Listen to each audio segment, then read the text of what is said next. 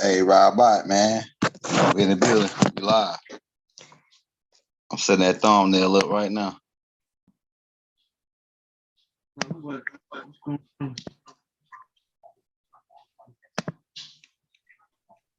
Hey, if you're coming in the building, hit that like, hit that subscribe button, man. We live with the legendary brother Rod Hayes, man. About to go down. Tune in. About to share our screen. I'm loading that thumbnail up for him. It's hard to maintain this soldier life mentality. Man. Like saying this life we lead. I'm a soldier on this. I'm a soldier on the battlefield, man. We fighting them head on, man. Yep. Hey, we're gonna give them time to get in the building. It's about to be lit. I'm gonna get the folder pulled up. I also got other pictures. I want to see your connection on that Louisiana Purchase thing. That's big right there, because I heard Taj Street Bay talking about that they couldn't ship us nowhere, so they had to create the prisons over here to lock us up. Yeah, the plantation was POW camps.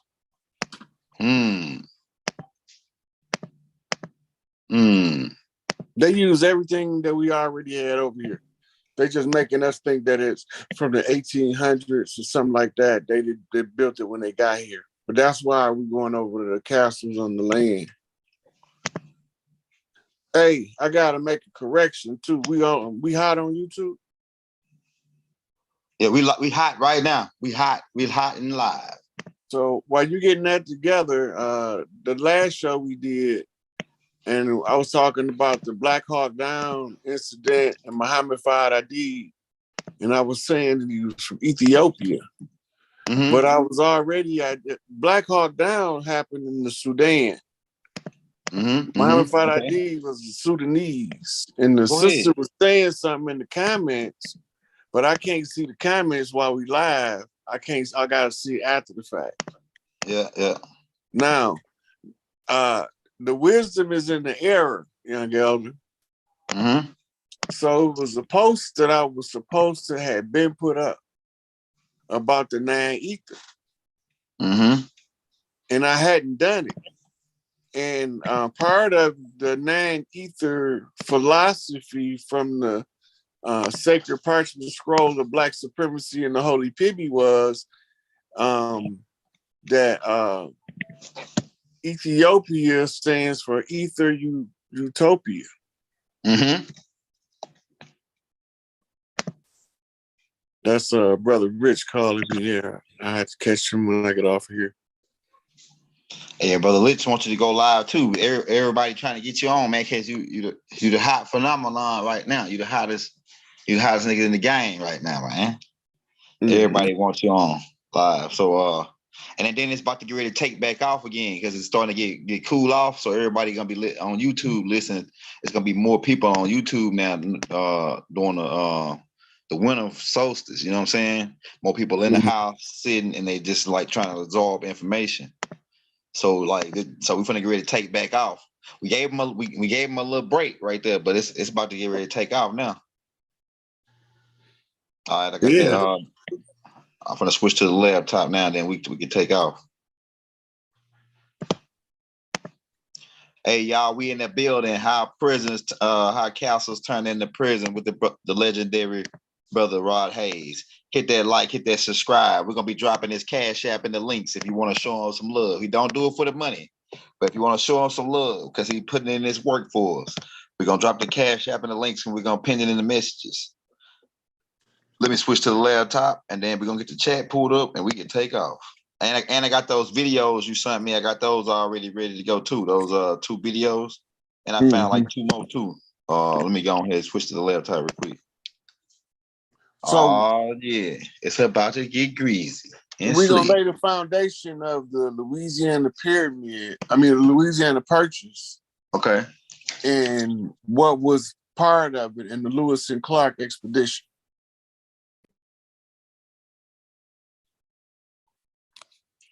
So when you get ready to pull up the pictures, it's going to be the one that got the Port of New Orleans. It got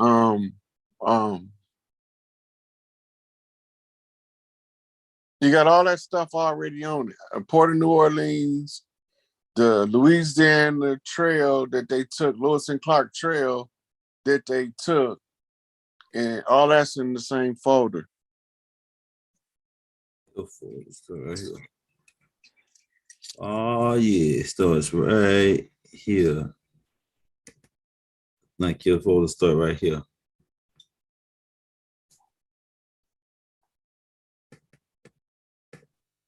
No, I want to start with a map of the Okay, Louisiana. I got you then.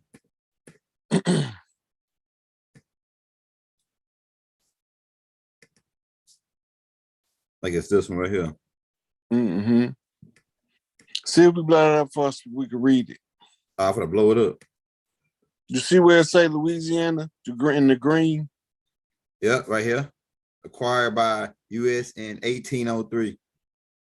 All right. Louisiana Purchase was one of the largest real estate deals in history. The United States purchased the Louisiana territory from France at a price of $15 million, or approximately 4 cents an acre. The Louisiana Purchase doubled the size of the United States and opened up North America to westward expansion. You see this trail that they showing in the red, right? That's the trail that Lewis and Clark traveled. Okay. Okay. For the next thing, pull that up right there. Blow that up. Let's look at that logo since it's here. You see that say Port Nola, the Port of New Orleans. Yeah. All right. So what happened with the Louisiana Purchase is this is what they bought. Uh-huh. Right? Yeah. Now I think I sent you an actual picture of the port. Okay. Let's see. Oh yeah, you okay. All right. It's a Louisiana Purchase. I think I see a couple pictures over. The other way, you're going the wrong way. Oh yeah, you're right.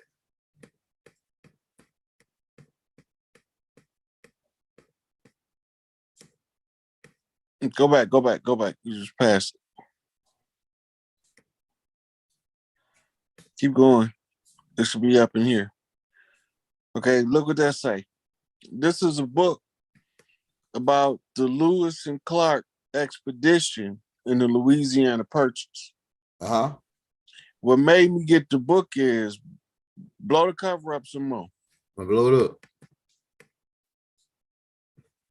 Look at the people in the picture. Yeah. All right, What this you- right here. Yeah, He's like a dog skin cat and a cat. She like a because mate. they had B and Bay was a translator, but they Yeah. called in the record and say they big buck Negro. Yeah, big buck Negro. And they never identified who he was. But we know who he was because Big B and Bay wrote about being on the Lewis and Clark expedition and translating. Yeah. So go back another picture. Let's see what the next one back is. The other way.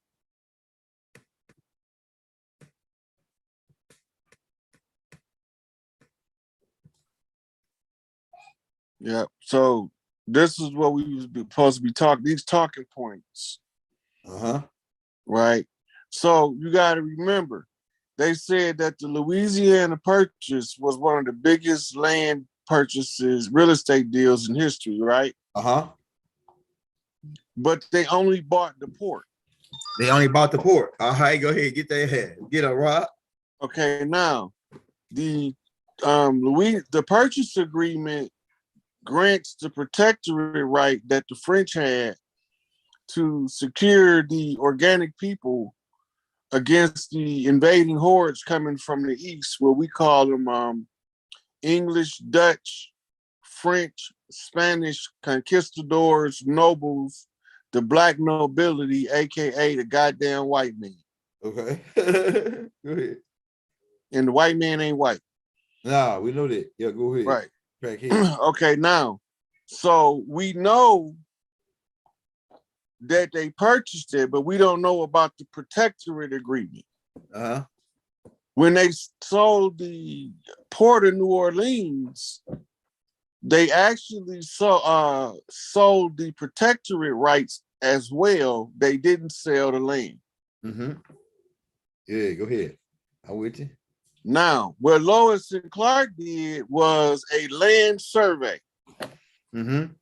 This is why they traveled across to the Pacific Ocean. They knew where they was going because that was a major port town up in that area where they went. Mm-hmm.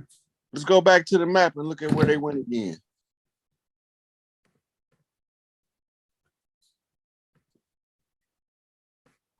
Make sure you get that top northwestern corner right there. That's what we want to look at. We want to see what's over there. Where did they go? Say the fort. Hold on. I got a better. It's a better one in here. Oh, it's a better one. It's right here. Not the Louisiana Purchase. No, I'll go back right here. All right, they went to Fort Chastop. I can't see it clear enough. Yeah, but I can see the fort part. Yeah, it say Fort. I don't know if that's a T or L. It says Fort Pops, and the Nez Percy tribe. I heard of that tribe. The Blackfoot, says Blackfoot, Shoshone, Nez Percy, Fort Mandan. That's over here, right here.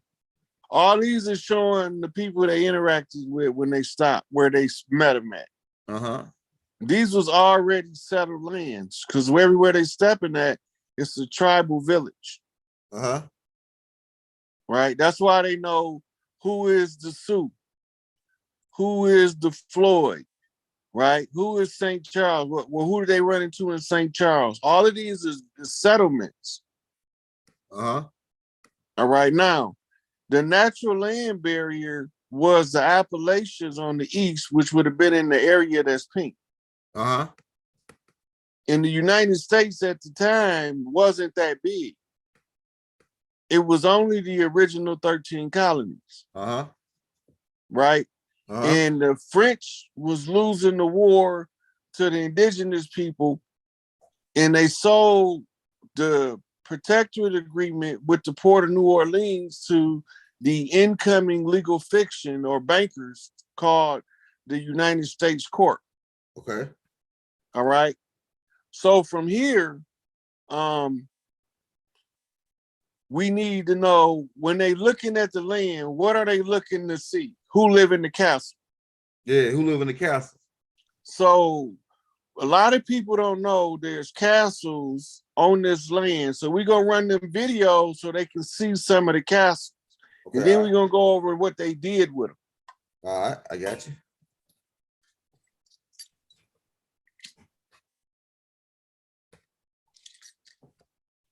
You can watch much of each one of them as you want to. I think the longest one is like 10 minutes. Okay, something like that. We got you. But I want them to see that it's castles over here that's been here the whole time. Yeah, and who built these castles?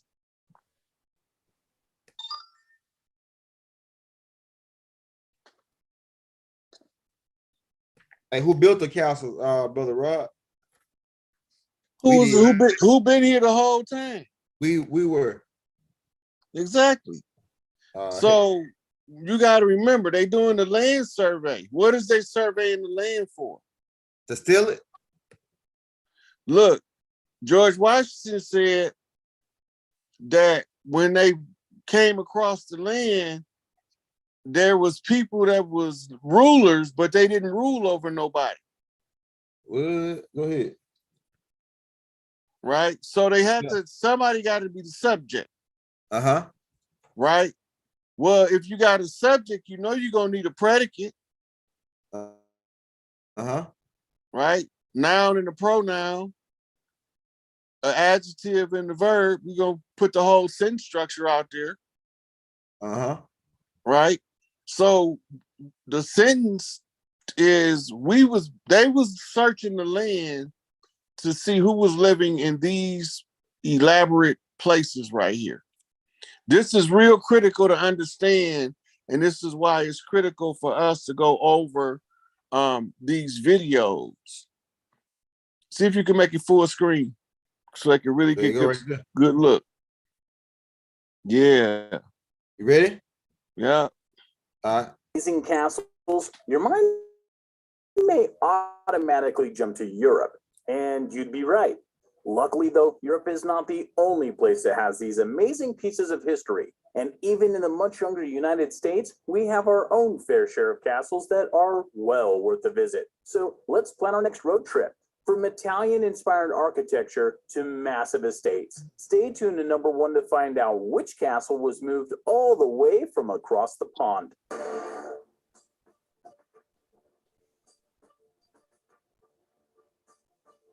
Did you hear him say which castle was moved? Yeah, that's Number 10, deep. Hold on, let me run Castello that di back. Amorosa. I missed it. From across the pond. Italian-inspired architecture missed it. to massive estates. Stay tuned to number 1 to find out which castle was moved all the way from across the pond. What? That's crazy.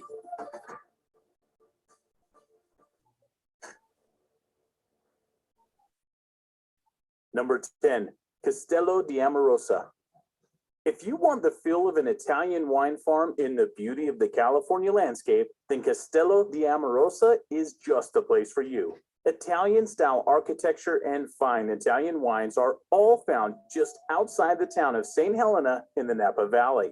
Unlike most castles you may hear about or could be lucky enough to come across in your lifetime, this castle's construction began only in 1994 and was the vision of a fourth-generation Italian winemaker and entrepreneur, Dario Satui, who spent much So of they his say. life discovering medieval castles and wineries throughout Europe. He fell in love with 13th century Italian Tuscan style architecture and took 13 years to complete the construction. See where it work say he first Tuscan opened in style? That's Moorish. 2007. Yeah, go ahead. Go ahead, bro. In on there. What you said? Where it say Tuscan style architecture. Yeah. The Tuscans is the Etruscans. The Etruscans Yeah. is the Moors who settled Rome, Yeah. Okay. We with you. right? Uh-huh. And they saying that this was just built less than 80 years ago, Uh-huh. right? Uh-huh. This castle we looking at was supposed to be built approximately 1944. Yeah. All right. Just keep that in mind, but keep looking because they're not gonna tell you when some of them was made for a reason. Right. Go ahead. I'm gonna play it. Today continues the Crazy, tradition man. it started in 2007 and is primarily a wine farm, specializing in Italian wines and often hosts parties and weddings alike on its premises. Interestingly, despite its use as a wine farm, this modern example of a castle comes complete with a drawbridge and a dungeon, as well as a torture chamber to enhance the feeling that you are actually in a centuries-old castle. There is no mention as to whether or not the dungeon and torture chambers are used on people who drink too much of their wine, though, so we suggest you proceed at your own risk. They cracking jokes now. Castle. Situated along What'd you say? I said they cracking jokes now. That's Yeah, a you see what you adrenochrome did? joke. Slick. the St. Lawrence River near New York City, the Bolt Castle I think Birdman bought one of them castles on the island like that. There was out there. Look, this one's in New York City. Oh, go ahead. Go ahead. lies among the spectacular Thousand Islands, and construction of this property started back in the year 1900 by millionaire George Bolt. He wanted to build the castle as a tribute to his wife and stated that it would rival any European castle of the time. But unfortunately, Bolt's wife fell ill and passed away just months before the completion. Devastated, Bolt halted all construction and never visited the island again, leaving the incomplete castle behind as a monument to his wife. From there, the castle would stand empty for 73 years. But in 1977, the Thousand Islands Bridge Authority decided to begin its restoration, and at last, the castle was built up to what it was meant to be. Today, Pause. it's a popular tourist attraction. Hey, I wonder if that dude was a Moor. You know what I'm saying? Listen, Go ahead. pay attention to what they're saying. Is it more likely that he stopped construction or that the building's so old it was deteriorating? The building Look so at it. the building so old. Yeah, they say the construction was started in 1900 and it stayed vacant for 70 something years. And then they went back and rehabbed it and finished building the castle. My question is, was they really rehabbing it from being incomplete, or was they working on the damage that was done over the years of being unoccupied through natural deterioration on a structure that old? Look at it. That's right. That's right. That's masonry right there. And that we know that they ain't had that skill. But keep going. Let's keep going. All right. And weddings are even regularly held on the island. This castle is a great example of the power of restoration, and even though it was only opened in the early 1980s, it's a great example of 20th century architecture combined with rustic beauty. You see them say Coral power Castle. of restoration. Restoration. Yeah, they just upgraded it and like fixed everything back up, but it's been around for a minute. Keep going. Located just outside of Miami, Florida, the Coral Castle is very special for two reasons. That's at First, release. that it is not strictly a castle at all. And second, because the entire project was done by just one man. As we mentioned already, the Coral Castle is not really a... And just that thing, that Venerian dude, what his name is? Yeah, Richard Leakskin. Yeah. The Bible said he was a historical castle, but rather a collection of stones gathered in different shapes. Some of them do indeed resemble the shape of a house, complete with stone tables and chairs, while some of the others are just small piles of rocks that loosely resemble Stonehenge. Also, as we mentioned already, the entire place was built by just one man, a Mr. Edward Leeds Skelton, back in 1923. Interestingly, though, a lot of the construction here is shrouded in mystery due to Edward building it all by himself using nothing but ropes, pulleys, picks, and winches to move some very large stones. In all, the construction of the Coral Castle took 28 years for him to complete.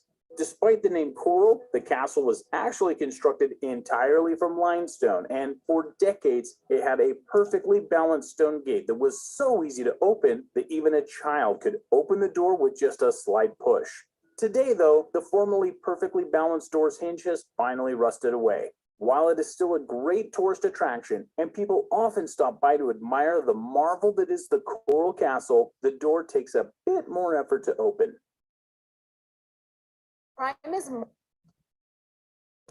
Hey, that dude, Bible said he was a Venerian.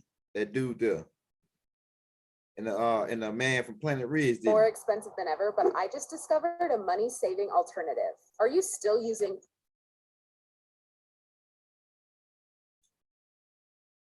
Number 7, Bannerman Castle. Located just 60 miles up the Hudson River from New York, there is a castle which today is only a shell of its former glory. Known as the Bannerman Castle, construction started in the early 1900s when it was one of the most spectacular sights of the time. Built by a munitions merchant, Francis Bannerman, in an attempt to replicate the medieval fortress from which he was born, the castle was a success and served as his residence for many years until Bannerman died in 1918. But after the owner's death, the castle began to deteriorate. And to make things worse, a fire broke out in 1969, destroying most of the building in the process. Today, what remains of the castle still stands. It often holds various events on the island throughout the year. One thing is for certain, though. Despite the fire and the castle being left to the elements for so many years, it is still one of the most beautiful buildings in the U.S. and is a true example of European-style architecture in America. Number 6, Biltmore Estates. As far as truly beautiful architecture goes, the Biltmore Estate in North Carolina is quite high on that list. Construction of the estate started in 1889 by George Vanderbilt, and after 6 years of building, the doors opened for the first time in 1895, despite the fact that the building was still under construction. During the time the estate was being built, Vanderbilt and his architect, Richard Morris Hunt, spent years traveling throughout Europe, purchasing all kinds of valuables to put in the castle. This varied from paintings right up to carpets and furniture. Architecturally speaking, they were also largely inspired by their travels throughout Europe, and they used many of the sites that they saw in the design of the castle, creating, in the end, an awe-inspiring French Renaissance chateau. Today, the castle is still under full operation and now even includes award-winning wines and tours of the vineyards. It also has its own bowling alley and its world-renowned 70-foot ceiling banquet hall. It doesn't matter if you are inside or outside of this building, the sights and the beauty of this castle is an amazing thing to behold. Number 5, Fonthill Castle. This castle, found in Doylestown, Pennsylvania, definitely has the look of. Hey, keep in mind, Pennsylvania is in America, man. So y'all, Pennsylvania is in America. So this castle is in America. What they call in America, right?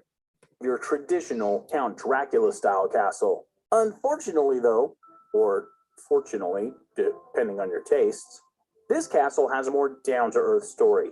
Built between 1908 and 1912, the Fonthill Castle was the creation of Henry Chapman Mercer, an archaeologist, anthropologist, ceramist, scholar, as well as antiquarian, who clearly couldn't decide on just one field to follow. Originally built as his private home and showplace for his collection of tiles and prints, he used this home as a base of operations during his lifetime. After he passed away, however, he wished for his massive multi-million-dollar castle to be turned into a museum, with the caveat of allowing his own housekeeper to have living rights inside the castle, where she lived out the remainder of her days until 1975. Today, the castle still serves as a museum to both the life of Mercer as well as his collection of tiles, prints, and pottery, while still maintaining a strict preservation policy, wherein the castle be kept as much like its original state as possible. Despite this castle being an actual museum of ancient tiles, it still attracts over 30,000 visitors a year. This game, you're not ready for it.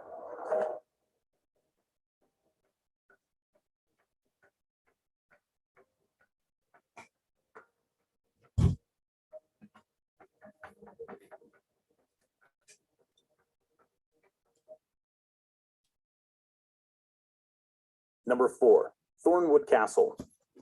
The story of this castle is an interesting one because while it has only been in the US for around 100 years, its origins actually began more than 500 years ago.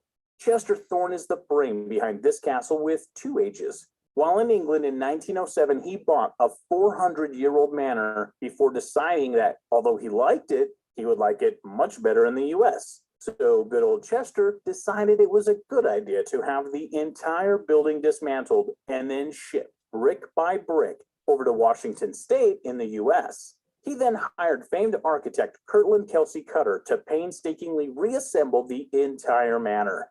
The construction of the castle took 3 years to complete, after which Thorne presented the Elizabethan-themed castle to his wife as a display of his love. These days, the castle is an inn, and its Gothic, rustic charm attracts thousands of guests a year. In addition to lavish rooms and its antique interior, the estate has a private dock and lakeside beach, as well as a sunken garden, a beautiful landscape designed by the famous Olmsted brothers. As far as rustic charm and a beautiful countryside scenery goes, this castle is definitely something you need to experience in your lifetime. Number 3, the Smithsonian Castle. Hey, keep in mind, the Smithsonian Castle is where I think they turned it into a museum, and that's where they hide a lot of the artifacts about the land over here, the people on the land. It's a lot of artifacts, and the ones they couldn't get rid of, they took them and threw them in the lakes and rivers and buried some of them in time, what they call in time capsules. Right? So keep that in mind. Smithsonian Institute. and Castle. Located on the opposite coast, this castle is the first of the Smithsonian buildings that were built throughout the United States, completed in 1855 and made out of what is now the iconic red sandstone. The building is today one of the most recognized in all of Washington, D.C. In fact, we are lucky to have the Smithsonian building today, and it is all thanks to one man that we have them. The project was started thanks to a donation from Frenchman James Smithson, who, despite donating the money for the construction of the building, had never set foot on American soil. Originally, the building was the home of Joseph Henry and his family, Joseph being the first secretary of the castle, and today a statue of him stands outside the building. Although it started out as just the one building, more government buildings as well as museums were built around it over the years, molding it into the spectacle that we know of today. And as a tribute to James Smithson, his crypt can now be found near the north entrance of the building. Have you ever visited any of the Smithsonian buildings? Let us know below. While you're there, remember to subscribe to our channel and hit that like button. Number 2, Castle Gould. Situated a few minutes from New York City, the land on which Castle Gould stands was first bought back in 1900 by Howard Gould, husband of the then famous actress Catherine Clemens. After buying the land, Gould began construction on the castle, modeling it after the Kilkenny Castle in Ireland. The castle was supposed to be the main residence on the property and was completed by 1904. However, Catherine Clemens rejected the castle and thought that it simply didn't suit her well enough. If you look at her, she look like a dang mulatto. She look like a mix. Look at her hair texture.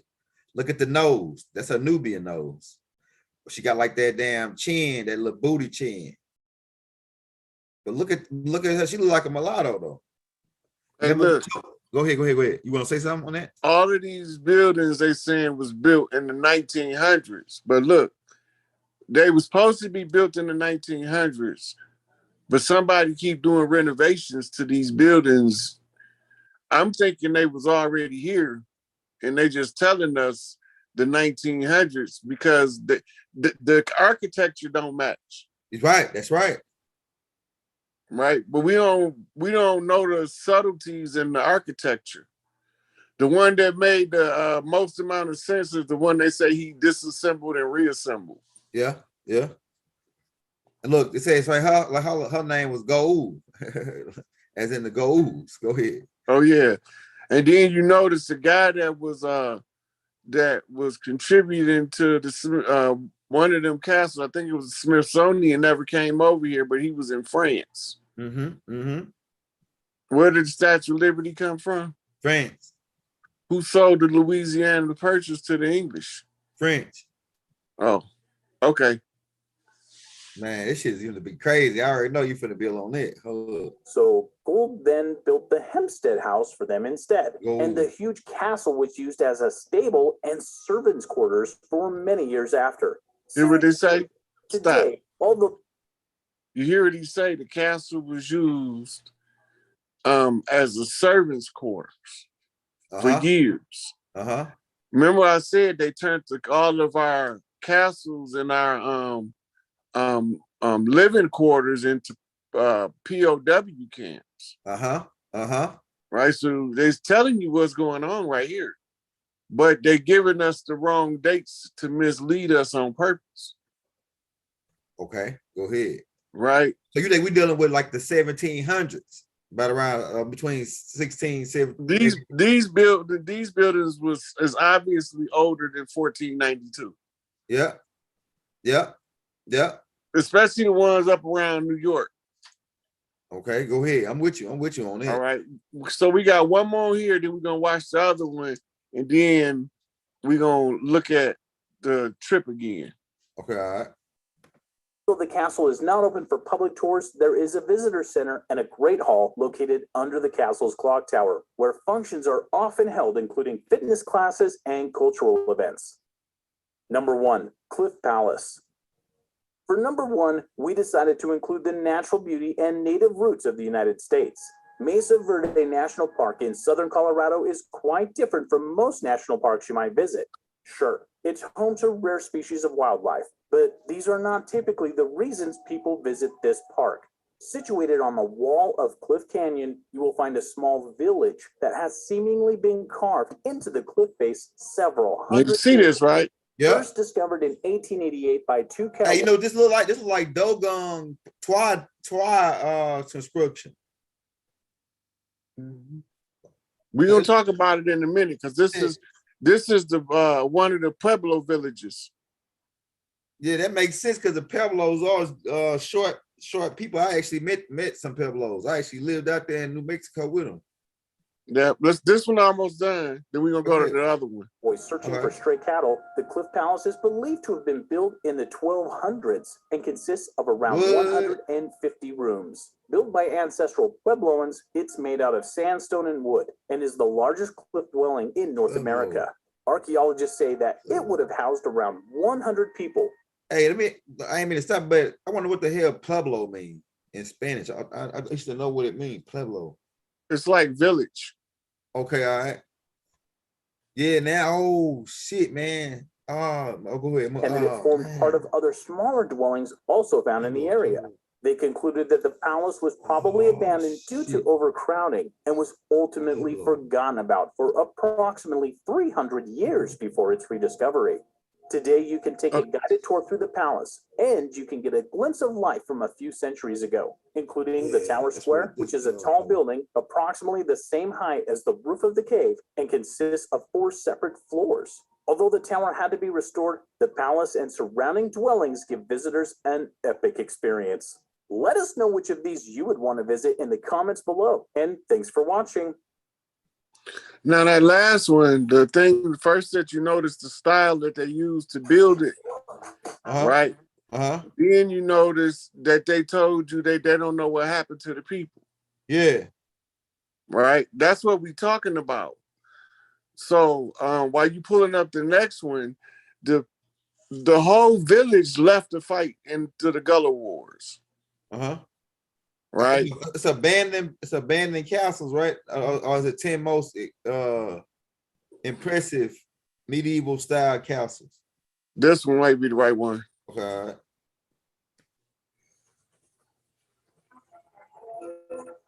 What's the runtime on it? 25 minutes. No, that's too long. We're not gonna watch that one. Back to another DTG. The other one is not that long. Their It's like topic 8 is minutes. not about a specific historic person or event.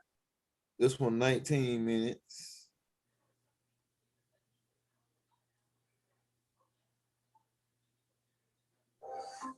In this episode, we infiltrate an old fortress in the heart of Germany.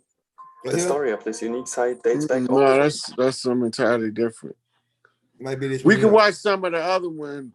We might just fast forward through a couple of castles. Lieutenant Eugene Irwin's monologue Turn- about the concept of the Prison castle, turned into mentioning an army characteristics US. such as Oh no, location, that ain't it. defense, garrison. It's got to be this one. This one you sent me right here.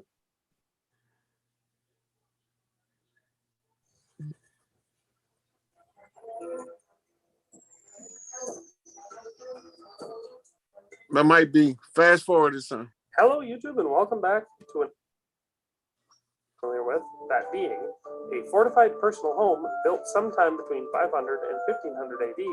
I would say that this fits would had this castle been built in. You know how I said that these were all Renaissance castles and that I would Fast be forward. looking at medieval. Full screen first. All right. This see that how the castle carved in the side? Yeah, so just like the Dogons. Yep, and just like the other village we just seen. Uh-huh. This is the Montezuma Castle. Push play. Medieval styled ones? Well, that is mostly true, except for this first one. This castle is actually estimated to be about 800 years old, with most historians and archaeologists agreeing that it was built sometime between 1100 AD and 1425 AD, which actually places it within the medieval period. At least it would had this castle been built in Europe. However, it is not what many would picture when thinking of a castle, lacking many of the advanced techniques that were being employed by European castles at the time. However, based on the definition of a medieval castle that I am most familiar with, that being a fortified personal home built sometime between 500 and 1500 AD, I would say that this fits that description and is a legitimate medieval castle. So, suck it, Europe. Hey, you know, some of the Pueblos weren't even around in that time. But skip to the next one. They couldn't have built it. It had to be some Almacs or Dogons or Twa that built it. There was us. Motherfuckers look like us. Yeah, the Pueblos didn't even exist then, because 325. Well, Pueblo is the name that the Spaniards gave to the people from the villages. Yeah, that's what it means. The village. Yeah. All right. So hold on. Let's speak to the next one. Yeah, ain't no way the Pueblos didn't build it. They weren't even around then. They a mixed tribe. All tribes mixed now. Yeah, you're right. Okay, all right. This right here. Let me go back. Belvedere Castle. Listen for the years that was supposed to be built. Okay, I got you.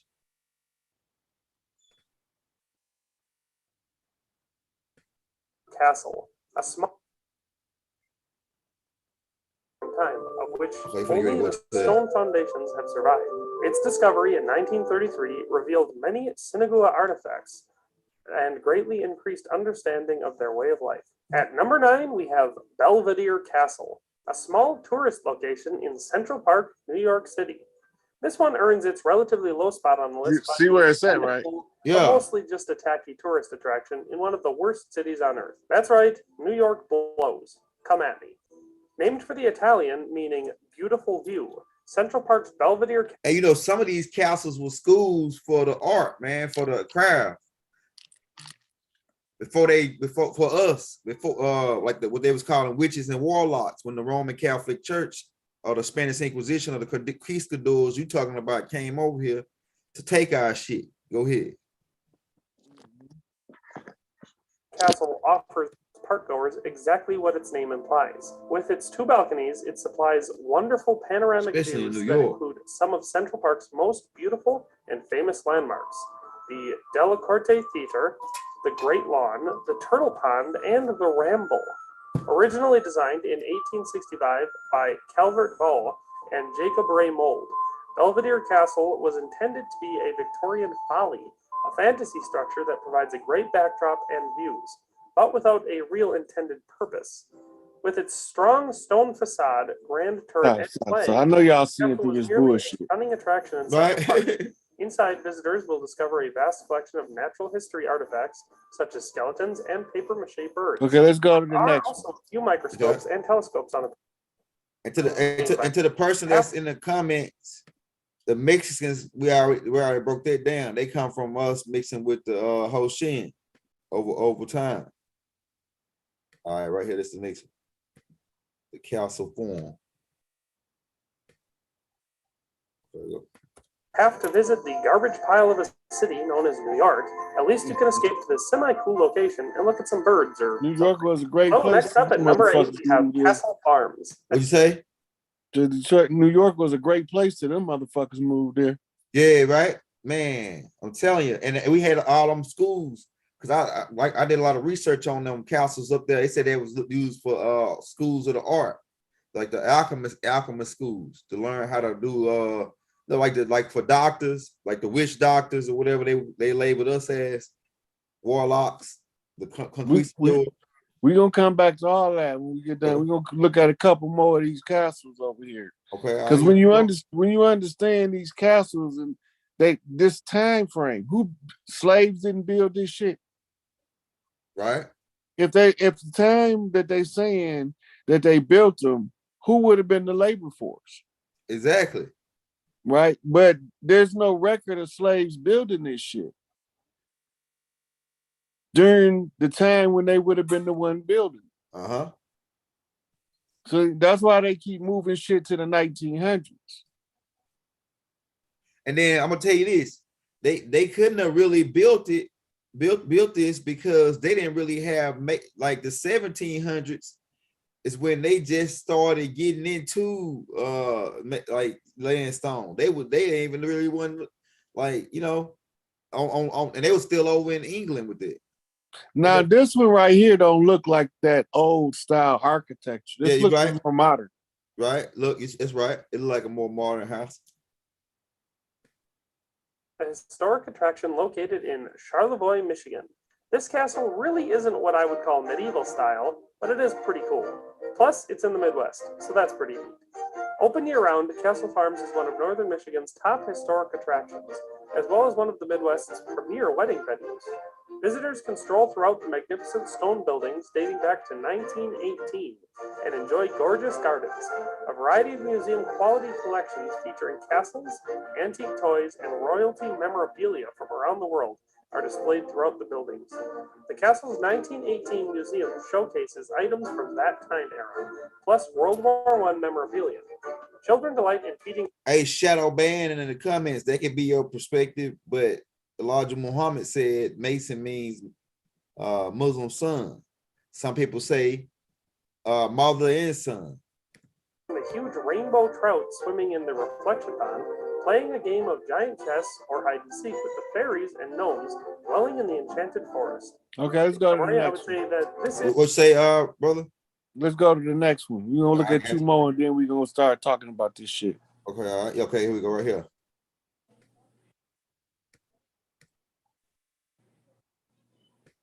dwelling in the enchanted. That probably makes for some plus, given how popular nation in Bold Castle, a beautiful castle located near Alexandria Bay, New York, in the famed 1,000 Islands region. This whole island is a sight to see. The castle itself shares the island with the famous Bolt Yacht House. And if that sounds too posh, don't worry. Tickets for adults to tour the island are only $13, and it's only $7.50 for kids. And anyone under the age of 4 gets in for free. The tours are self-guided with information aids available to answer questions you may have. Your ticket entitles you to a Look at that architecture. Man, that's fire too. That's a fire architecture. It's like a small castle right here. Then they go to a big castle right there on the island. Yeah, that shit old as hell. That's real old. Right. And you know what? It looked like that same architect that them or the same conquistadors or the same Moors that built that church downtown in New York on what is called Trinity Church. The same, like the same architect. A lot of them churches wasn't built; they was revamped, turned into churches. Okay. Okay, let's go to the next castle. Okay, I got you.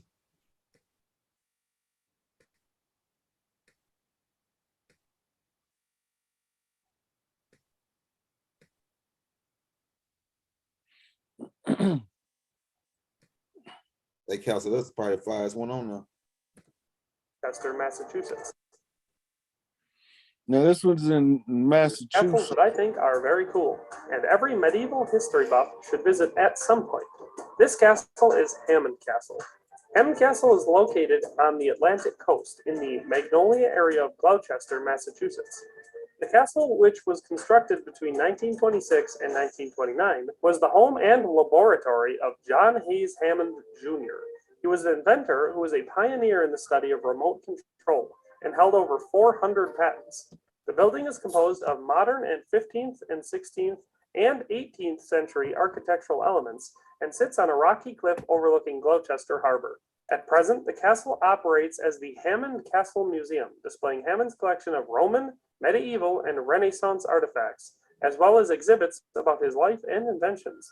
The Great Hall contains a huge pipe organ, which has been used for concerts and recordings by many famous organists, including Richard Ellisar and Virgil Fox.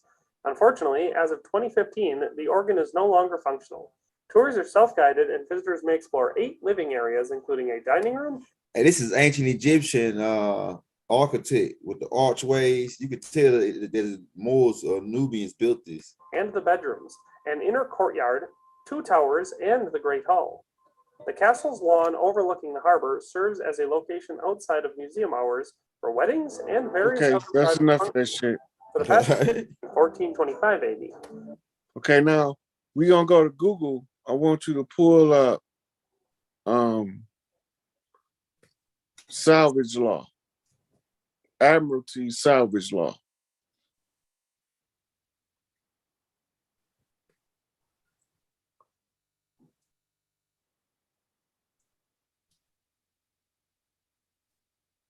Savage law. SAL Not savage, salvage. SALVAGE. Okay. Okay. Oh, LAW. Right there at the top. Right there. Just it's right there at the top. The first right there. Just damn, hold up. right there. The law of salvage is a concept in maritime law. Remember? A maritime is admiralty, Yeah. which states that a person who recovers another person's ship or cargo after peril or loss at sea is entitled to a reward commensurate with the value of the property so saved. You got that? Yeah. Okay, now, what they was looking for is who lived in the castles on the land. Mm-hmm. When they got back to DC, that's just when they declared the land vacant and then pull up squatters' rights. All right. SQUATER.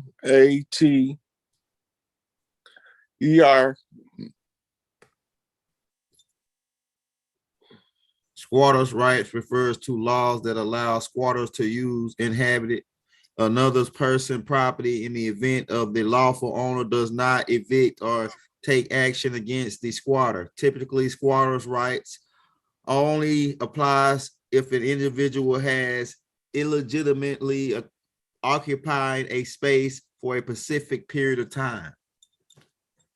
Okay, but it's telling you about squatter rights, but it's not really telling you how it works. Okay, like yeah. So, okay, go ahead.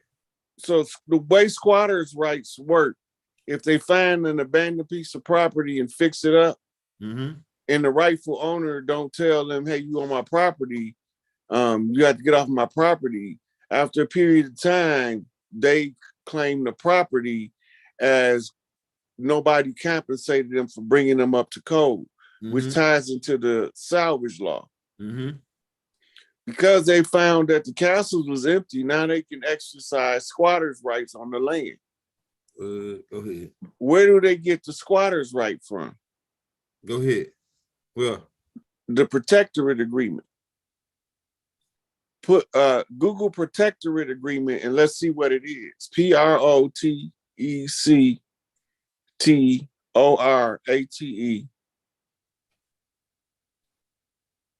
Protectorate rights. Protectorate agreement.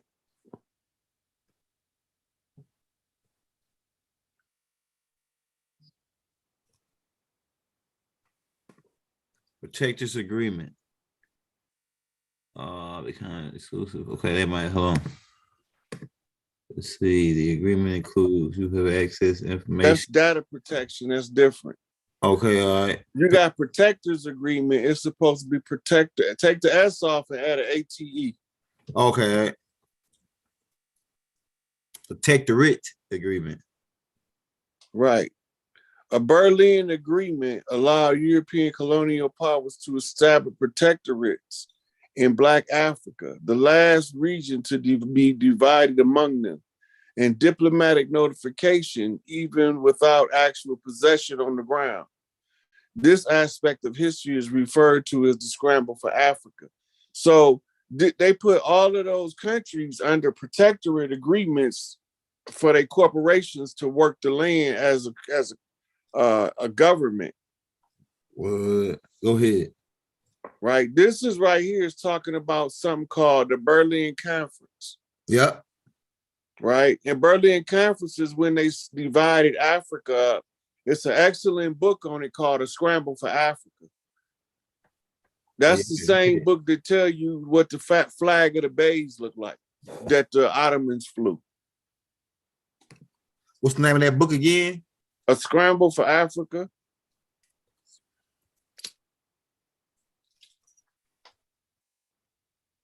It's one of my favorite books. Oh yeah, I gotta get that. Put Is book that it right behind. there? Put book behind it. That ain't it. Okay, all right. Right here. That it. Hold on. That might be it right there. Is that it? By Chamberlain?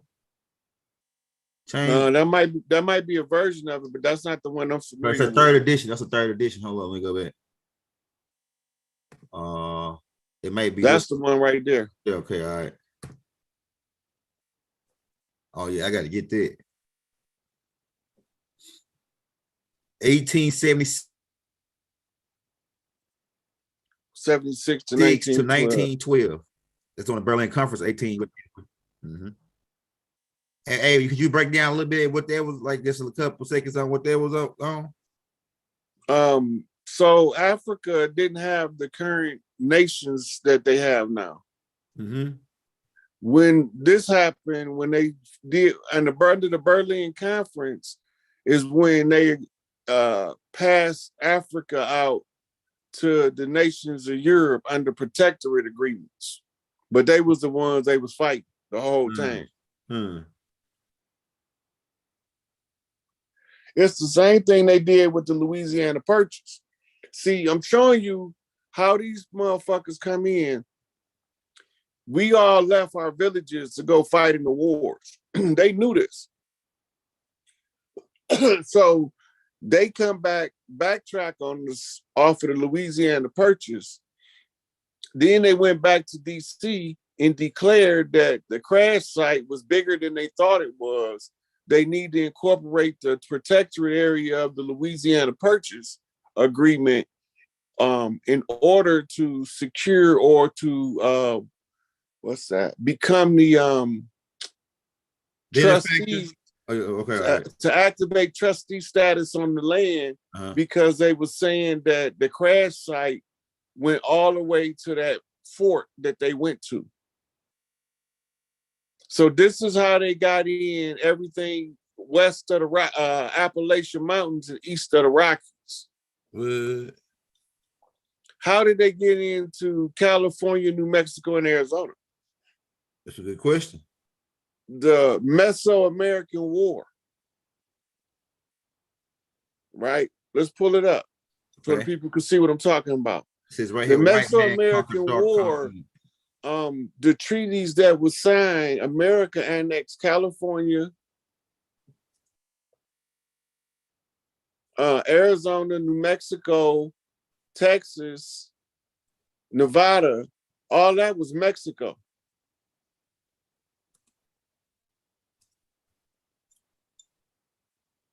The Meso Warfare 1200 BCE through 15. To my that one? No. Oh, okay. It's the Mexican American War. Okay, all right, let me go back.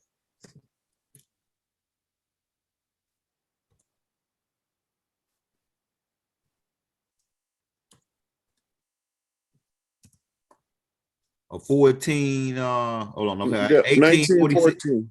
Okay, yeah.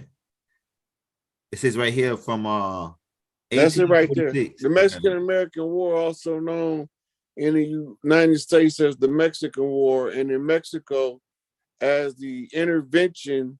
I can't even see it. Hold on, I got you. Es Mexico, U.S. intervention in Mexico was an armed conflict between United States and Mexico from 1846 to 1848. 48.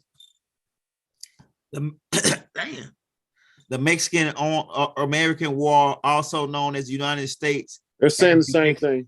Okay, all right. Yeah, so you're right. Okay, yeah. now this is when they you see those pictures right there? I didn't blow it up, so some of them up real quick. All right, which one you want? That right there, the third right one here? from at the top. Right here? Yeah.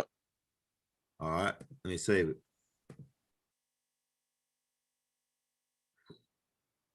Boom. I want to save it like this. Boom. This one right here look like a good one too. Let's get that one just while we right here. Boom. All right, let's blow it up.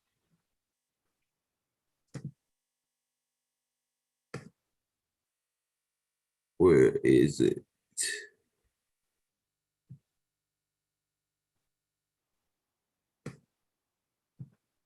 Just saved it. Oh, there you go, right there.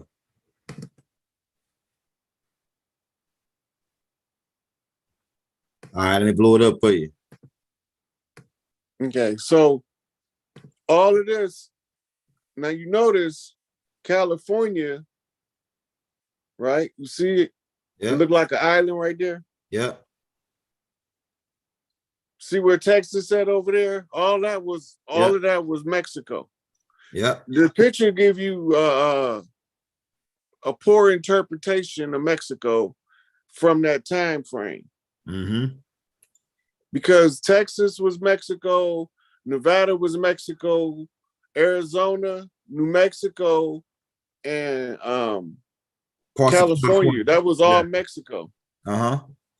So this is the war right here where they annexed Texas and the rest of the southwestern United States from Mexico. And that's why they call it the Great Intervention in Spanish, the Great American Intervention in the Mexican War. This is when they was hunting down Pancho Villa and all that shit. Yeah, No, this is before that. This is before that. like doing Geronimo. Might have been around that time. Yeah. But that's when they got the southwestern United States from Mexico in the treaties for the protectorate right. So technically, Mexico was under a Spanish protectorate during that time. when we see a whole bunch of Mexicans in Texas and these areas you name, they really was already there. Some of them was already there. They not. Yeah. Man, They calling them illegal aliens. Yeah. They the ones who's got the blood right to the land, and that's why they keep coming home. Dang. That's crazy. Okay. Go ahead. Let's move on. Okay, so now they didn't made their trek across the land. You see how it is now? Yeah. It includes all that land that we was talking about. Yeah. Right. You see that on the right side, it looked like stair steps going up. Yeah. The Rocky Mountains is the natural separation right there. Yeah. Look how it was all the way up there. Damn near almost. That's all California pretty much. And then some are like Oregon and like Utah, some of Utah. Yeah. Texas. Yeah. You can side by side compare it to a modern American map. Mm-hmm. Now remember, the blue part, now look at it, the United States of America, then cross the Appalachians and move to the Rockies. Mm-hmm. Right? Now they back against the Rockies. They got the Mexicans over the hills from them. And this is the Mexican-American War. This is the American invasion to wrestle, the English want to wrestle the country from the Spaniards. Dang, that's crazy, bro. Right there, too. Okay, now, by treaty, this is what they annexed from them. Annex means that you hold part of the treaty back until certain conditions is met. Now, Mexico is just as oil rich as Saudi Arabia damn near. Let's pull up Mexico oil reserve. Okay, let's get them. Mexico don't nobody need to be poor in Mexico. When I get done showing you what I'm about to show you, nobody in Mexico should be poor. Man, crack. Hey, somebody say Rod Hayes get these niggas, man. Look at the oil reserve. Damn. Go to the main page so it can tell you how much they got. Oh, look. What? Fortune. What? Let go. Real quick. So they got 50. Magnitude. Go back to the main page because we want to see. Okay, let me go back. Okay, go to all at the top. I got you. Let me get this out of the way.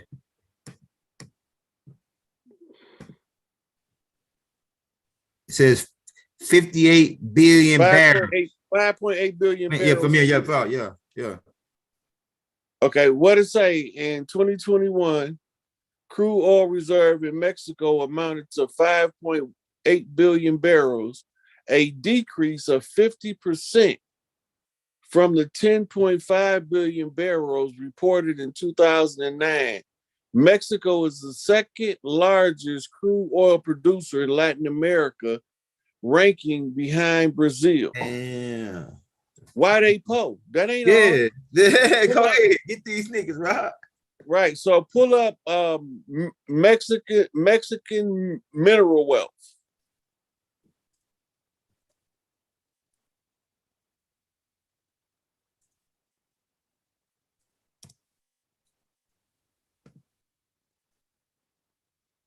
Mexico is amongst the world's largest producer of all silver, copper, gold, lead, zinc, natural gas, and wood.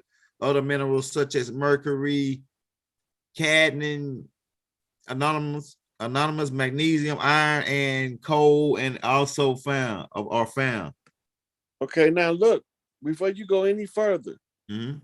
see the dark print? So, Among amongst the world's largest producers of all silver, copper, gold, lead, zinc, natural So gas. again, why is they leaving Mexico to come up here for a fucking job? Yeah. Go ahead. Go ahead. All right. Now, all the same, pull up Texas oil production. This would have been Mexico wealth too, had America not annexed Texas.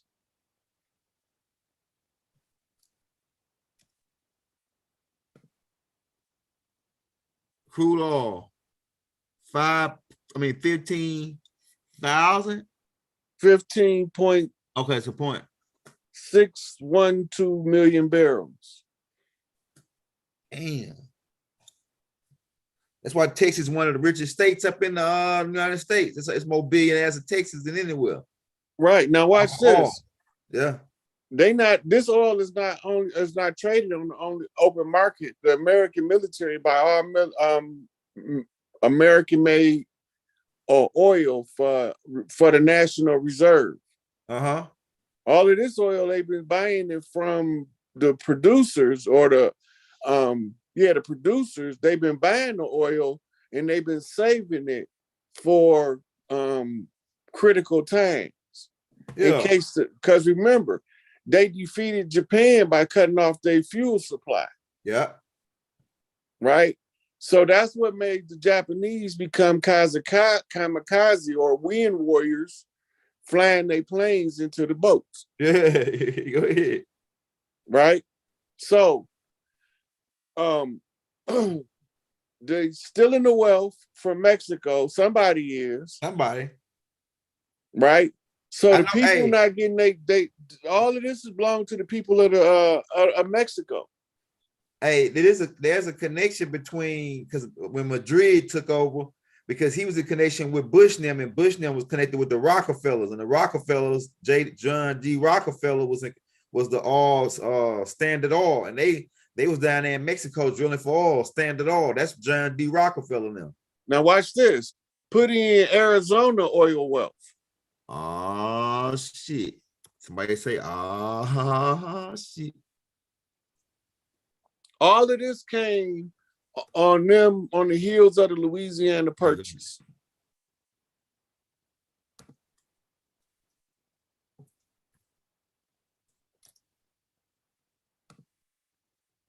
All right. Oh yeah. Texas is the richest. Okay, hold up. What does it say right here? Okay, it said they don't have an oil reserve. Okay. No proof. Or natural gas reserve.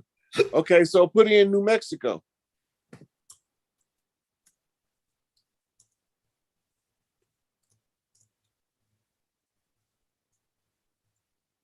Yeah, they have collected 7.8 billion. Project can go okay. States off. Search Mexico. Oh, It said the state accounted for more than 11% of total U.S. crude oil production. Would that's a big number though. 10% is a Yeah. big ass number. That's a big ass number. Yeah, That's like Look 10, at- 100,000 out of a million. yeah. Look at the number. Crude oil, Mhm. 3.365 million barrels. That's 365 million barrels of crude from New Mexico. Now But they ain't remember, spilling. this Go ahead. all revenue that Mexico as a nation would have had they not annexed this. Now let's look at Nevada and California to see how much wealth is being stolen by the organic people from Mexico proper.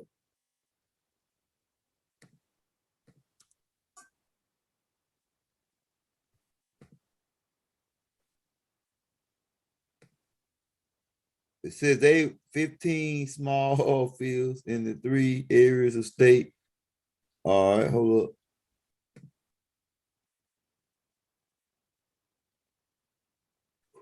So it says Nevada. It's not significant. Okay, now California. All right, we got you. But that's still a lot, the 10% just alone in New Mexico. Yeah, now that ain't even counting what they getting as Mexico and what they would be getting if Texas was still Mexico.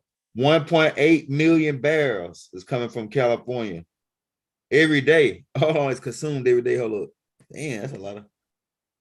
Oh, this. Oh, and California has having now. Oh,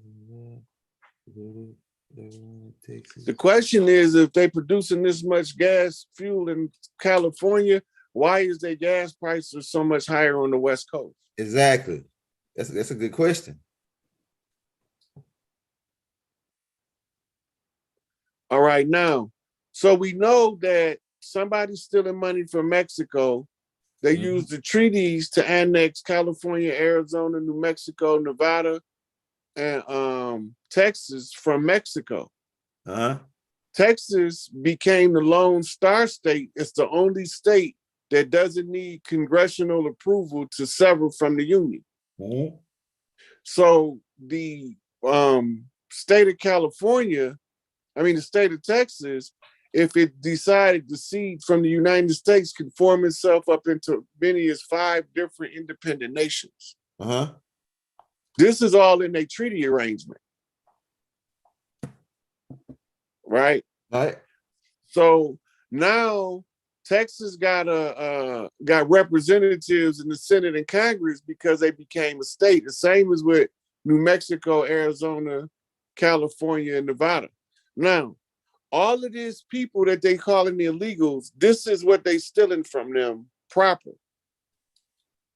Fire, man. So when we talk about the Indigenous Rights Act and reclaiming the wealth of the land, reparations is pocket change. It's a distraction. Because we got full right to the mineral wealth of the earth according to the motherline coming out of Big Mama house. Right? The coal and the gold. Or in this case, liquid coal, which is oil. That's right. Right? So when you're looking at people in poverty, don't think that their nation is poor because the people in poverty. Just realize that somebody's stealing the money at the top and not sharing the wealth with the people from the land, and the people need to be in the outrage. But the people are so busy trying to make their day-to-day life that the harder the taskmaster and the more oppressed they keep them, the less they can see their way out of the oppression. The guy, put this name in your Google. I want people to see who he is. His name is Emilio, Amilio Zapata, Zapa. I got him. Yeah. We got his head right here. This is the Marcus Garvey of Mexico. Oh yeah, they had a movie about this dude. They don't like us talking about him. Let me blow him up. Click the first picture. That's the one I like of him with the big Garvey mustache. I got you. Let me get him out there. Let me get him. Right there. Mm-hmm. He look like Pablo S. He look like that dude. what's that one name? Not Pablo. Yeah, the other one that was working for Pablo. That they kept on arresting. The feds kept on arresting. He broke out. Not Gustavo. What's that dude name? Hey, somebody drop in the chat. They know who I'm talking about. The one that was moving in the underground. Let me get him pulled up, right? Damn, what the hell just happened? You were just in there. Yeah, I'm like right here. I got it right here. Boom. I got a bigger hard drive on the way, so I'm gonna have this all neater. So and I'm gonna have all your folders, every class we do saved up. All right, so okay, where is it at? Boom, I got them right here. Oh yeah. So Emilio Zapata. Chapo, yeah, Chapo, that's his name. Chapo. He look like El Chapo. No, he don't look like El Chapo. Yeah, dark, darker though. You know, he got the black. He got some black in him or whatever. A dark skin. Well, he was probably about my complexion. But listen, his name Emilio Zapata. We need to know about him. Okay, go ahead. Emilio Zapata was the freedom fighter that influenced Che Guevara. He influenced, well, he told Pablo Escobar what to do. Not Pablo Escobar, the famous Mexican Pancho Villa. Pancho Villa. This who gave him orders. Okay. Pancho Villa didn't like him. But the people knew that this man right here was the one with the solution to the national problem. So he got sold out by Pancho Villa for a movie career. Right? So Pancho Villa was flirting with the president of Mexico, trying to fight for liberation, and they came to him first. So they wanted him to give them Pancho Villa, and he wouldn't give them shit. Because he's looking at Pancho Villa as a valuable asset to the liberation of the people. Right? So Pancho Villa not looking at it the same way as Emilio. He's looking for self-aggrandizement. He want to be a celebrity. So when he that's what ended up getting him hit by the military, because Pablo was, I mean, not Pablo, I keep calling him Pablo, but he was willing to negotiate with the El Politico, the political figures of the country that was setting up a legal fiction. Emilio Zapata was against it. Now, the thing about this, put in, go back to the search engine, because the Zapatista, Zappatista,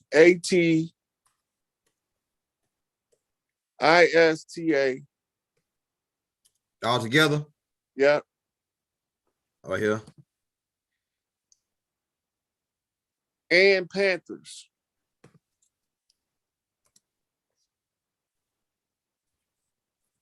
This was an alliance made coming from Tupac. This black flag with the red flag. No. What it's gonna be, it's gonna say Zapatista, and it's gonna say Panthers, one union. It's gonna have both of their logos gonna be tied together. You see this book right here? I don't see it. Okay. You don't see it on here at all. Okay, all right, let's try that. Oh shit, that's okay. I see what's going on. Hold up. Let's try that. Okay, this might be it. Yep, there you go. Okay. Let me save it and blow it up for you real quick.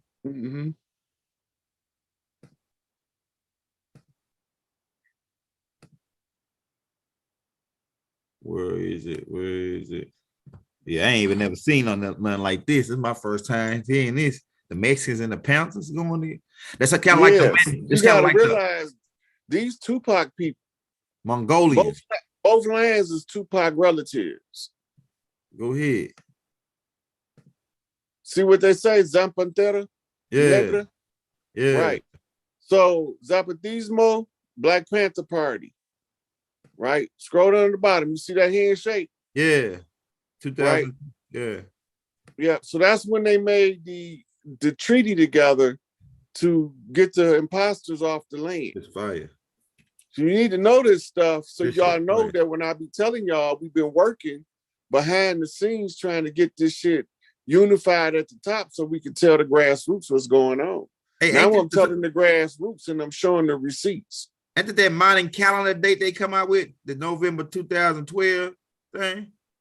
When it says that the world gonna end, it's really I think it was one day before the discovery of the Higgs boson. I think it was like in December 20 something. okay. I know there was somebody was saying in 2012, they would say, oh, it's gonna happen in 2012. Yeah, it's Yeah, gonna that was the Mayan calendar came to an end to close the age out. end. It just started all over. They talking about what the Mayan calendar gonna do. Y2K ass shit. It Yeah, just right. start the fuck over at the close Right. of the age and reset automatic. That's right. This shit powerful right here, man. I ain't never seen this right here. I ain't even know we was the Black Panthers connected with another our Yeah, Brown family. you want to know who else they connected with? Put in Weather Underground. Watch these billies. Okay, let's do it. Weather Underground.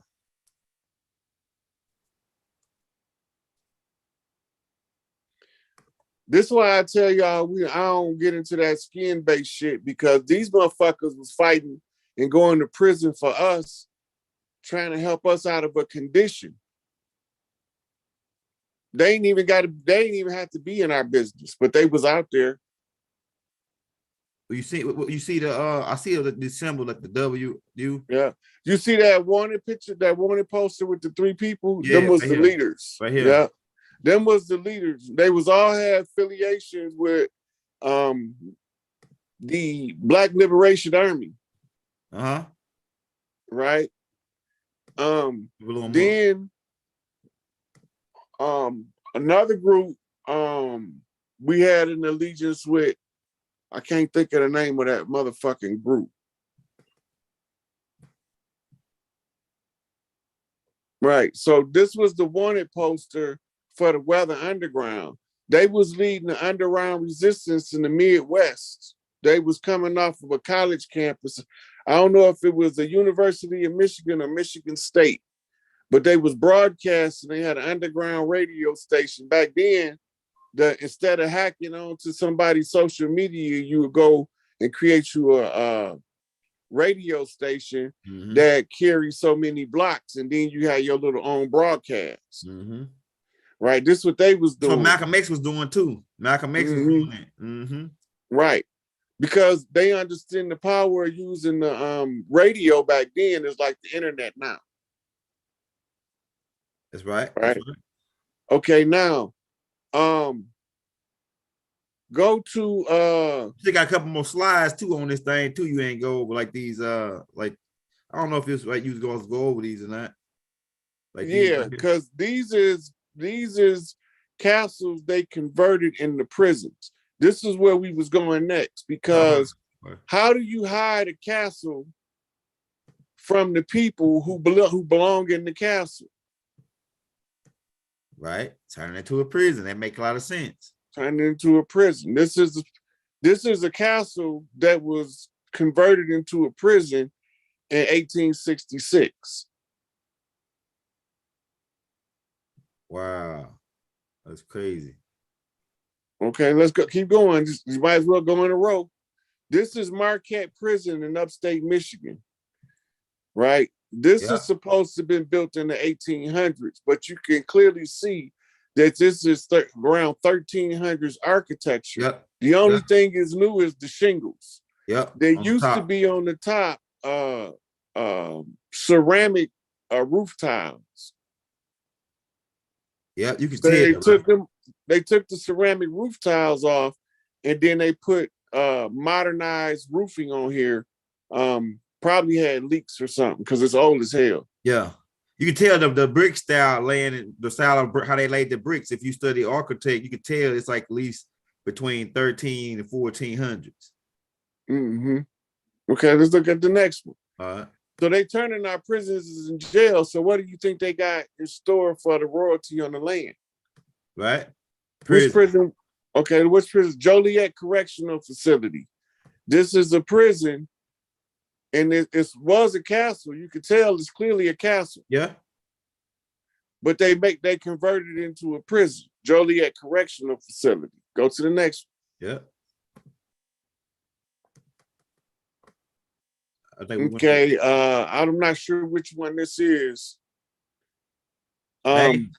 But this is another one of the castles they converted into a prison. That's a big ass castle. It's a big ass prison. Damn. Maximum Everything security. we built for good, they use for our demise. We got to use the And that's same in shit to come Philadelphia. up. Mm-hmm. That's like our stronghold. This was a stronghold for the Moors. No, fuck the Moors ain't got nothing to do with this. What we talking about now? But wasn't no such thing as a Moor when this was going on. Okay. So the when we built this, you know, around the time we built it, it's okay. We can say natives. We can say natives for people that don't like the word. Yeah, because that's who built this shit. That's why there's no Yeah. records of no slaves building none of these castles. Yeah.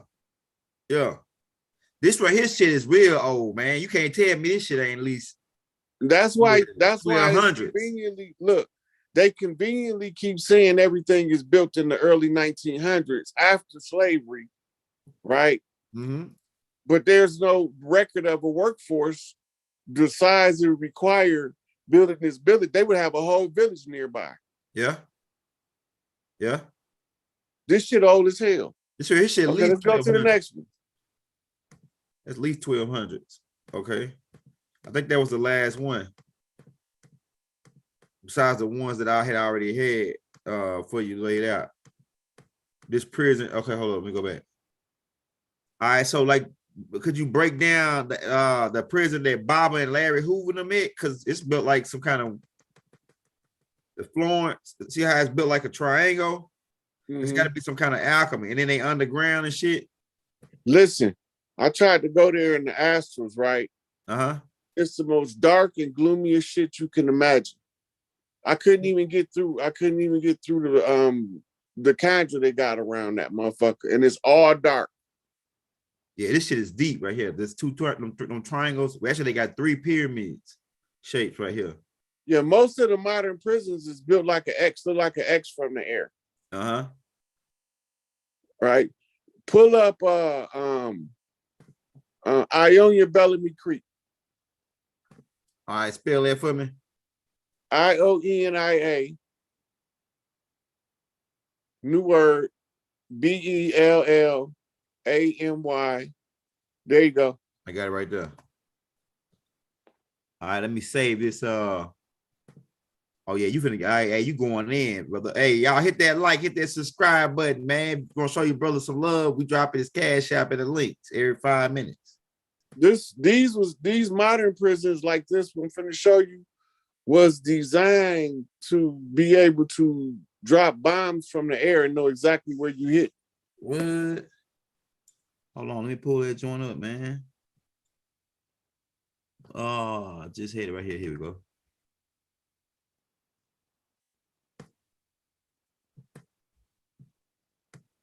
See all of them, like the ones shaped like a Y?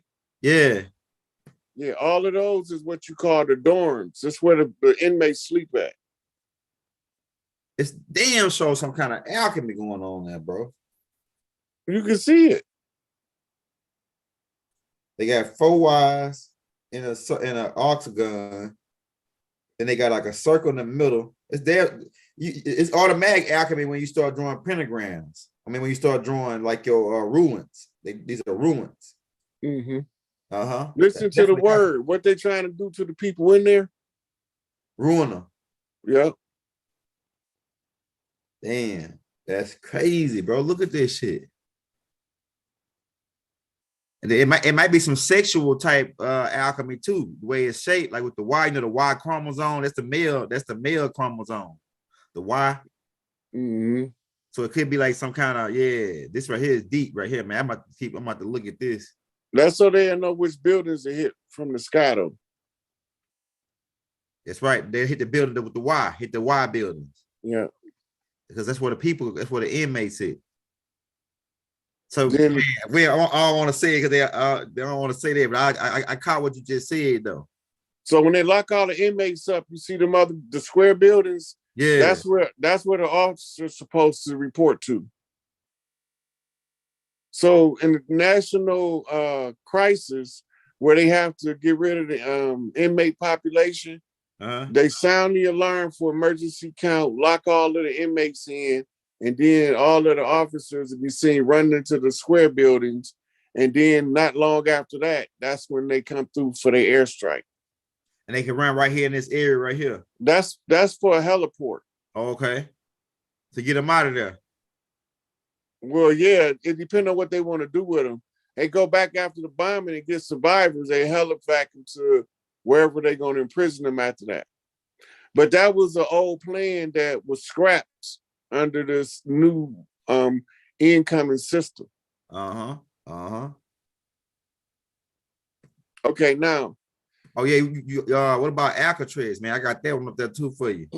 Pull it up. Let's look at Alcatraz. Alcatraz is obviously a castle off the coast off the bay. Yeah. Right. Oh, let me get a better picture. Oh yeah. It's definitely a castle, man. I got a whole bunch of them up here too. These castles that's turning into prisons. Mm-hmm. I think it's Alcatraz right here.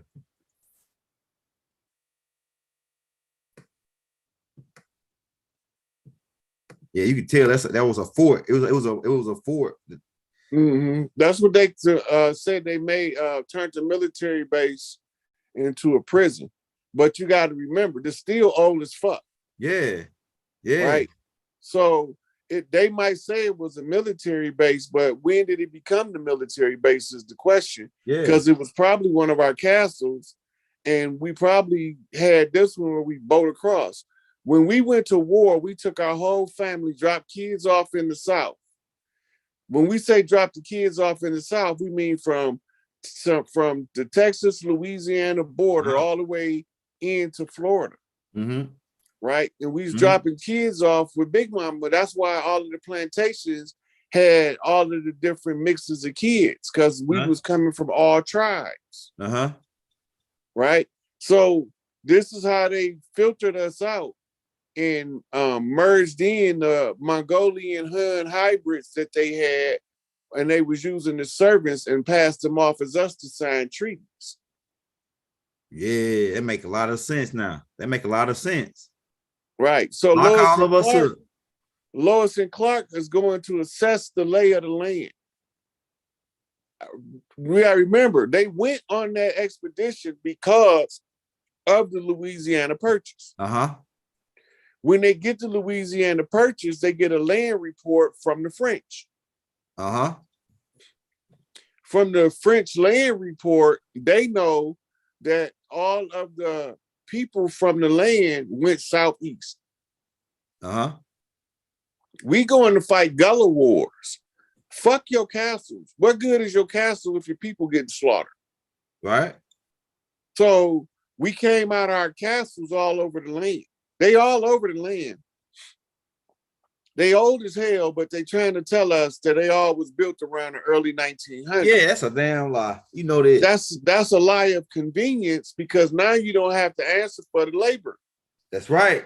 Nobody has to answer for the labor force required to build such elaborate structures. You damn sure right. Okay, so now in the early 1900s, who the fuck was coming over here? Ellis Island was on full pump. Right.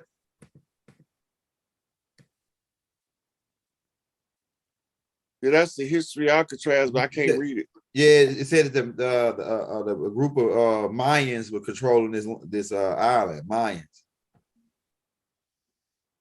And they said they even telling you what clan that the royalty that was there, what clan they was from.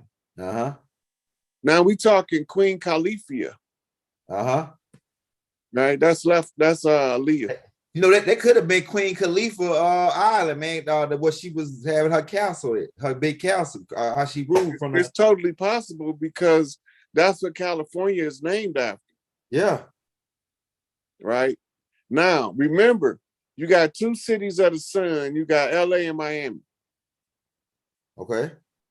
Two sunshine states, California and Florida, Yeah. right? Both of them got a Hollywood. Yeah. Both of them have a Grow Disney oranges. World. Yeah, that's right. Both of them grow oranges in the spot. Tropical Yeah. fruit. Oranges, grapefruits, lemons, and limes, Mhm. right? Uh-huh. So now everything that was going on in Florida is going on in California. That's what they telling us. Yeah. Business as usual. The dumb niggas ain't gonna figure it out. Ain't none of them gonna figure out that while they was all leaving to go fight the war in the Gullah Wars, the Geechee Wars, the Gullah Geechee Wars, while we was all fighting them in Florida, they was clocking which clans was leaving they dwellings vacant. Remember, I told you they turned Big Mama house into the big house on the plantation.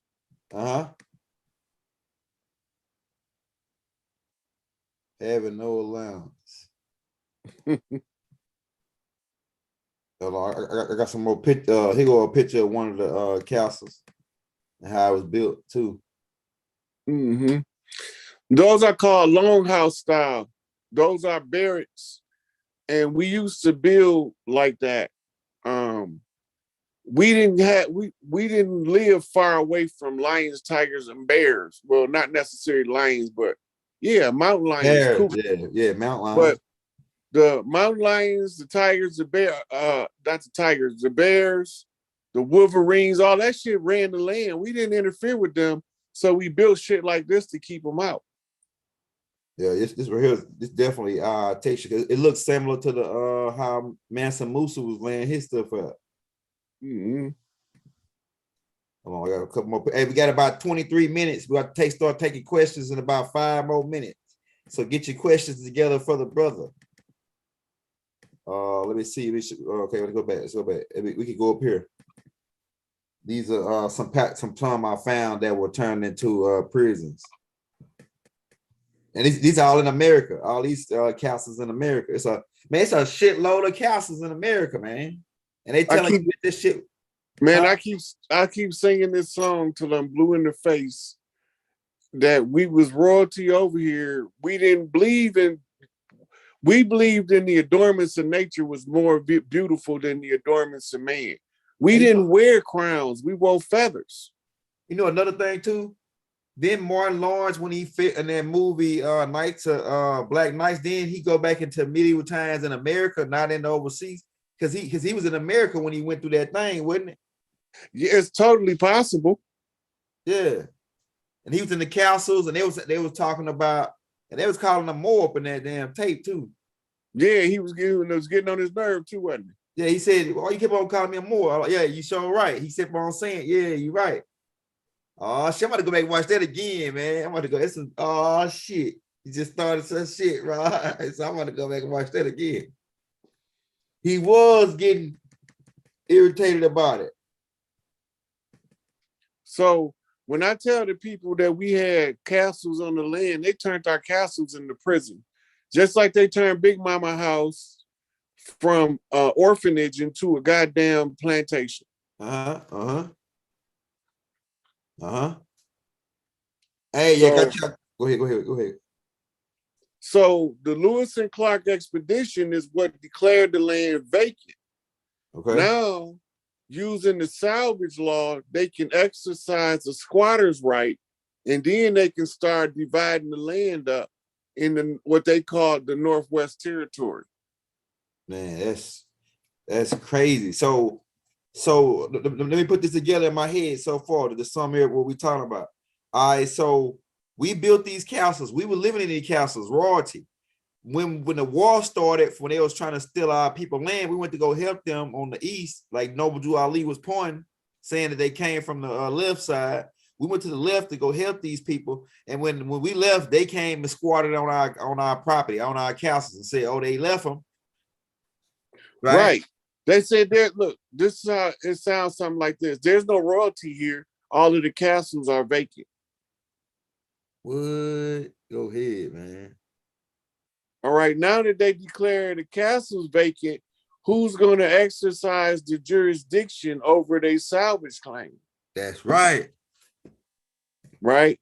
The salvage claim falls under Uniform Commercial Code as a business transaction, and the Uniform Commercial Code ties you right back into the papal bulls. Yeah. The Sanctum bull, pull it up. Let's go. Smack the bull. I got you. I got you. The Sanctum. It's unum, UN, Okay, UM, okay, own them. Okay, UN. UM. New word, SA, I got you. NCTUM. And then go to all. Read what it say. It says the Unctum Sanctum is a papyrus bull that was issued by Pope Boniface the 8th on 18 November 1302. It laid down dogmatics proposition on the unity of the Catholic Church, the necessities belonging to it for. Hold on, I gotta blow finish what it said right here. Where is it? For internal salvation, the petition, the position of the Pope as supreme head of the church, and the duties tending arising to submit to the Pope, to belong to the church, and thus to attain salvation. The Pope emphasize higher position of the spiritual in comparison with the secular order. The historian Brian Tierney calls it probably the most famous document on church and state in medieval Europe. The original document is lost, but versions of the text can be found in the register of Boniface VIII in the Vatican archives. The bull was definitive statement of the late medieval theory of hierarchy, which is aristocracy, which is heredity rights, which argue for the temporal as well as spiritual supremacy of the Pope. Now, see where it say temporal, right? Yeah. And then it say as well as spiritual supremacy. The word temporal, click on it. Okay. Because they got it highlighted for a reason. The temporal power of the Holy See designates the political and secular influence of the Holy See, the leading of a state by the Pope and Catholic Church as distinguished from its spiritual or pastoral activity. So this is declaiming the use separate from the religion, right? So yeah, that's called a 3-tier crown. Yeah, you broke that down. You broke that down. And it's the same Pope, it's the same crown that the Ethiopian Christian Coptic niggas be wearing. And that's where they got it from. Yeah. They stole it from them. So when they was telling us that they burned down the libraries of Alexander, right? Who was supposed to do that? Right, go ahead. Ask Google, who burned down Alexandria? So this is the war between Rome rising to power, trying to put down the Greco-Egyptian collaboration to fight them back. Look, gay ass Julius Caesar. You know his first name is Gaius, right? Yeah, Gaius. Yeah, I always call him gay ass because that's how it sounds. All right, now it's a pursuit of the property. No, in pursuit of Pompeii into Egypt in 48 BCE, Caesar, I can't read, it's too little. The Caesar was cut off by the large fleet of Egyptian boats in the harbor of Alexandria. He ordered the boats to be burned. The fleet was destroyed, but the flames spread through the city and the library. It just so happened to spread to the library. Yeah, right. They Okay, now doing shit like that. if you pull up the book Unto Thee I Grant.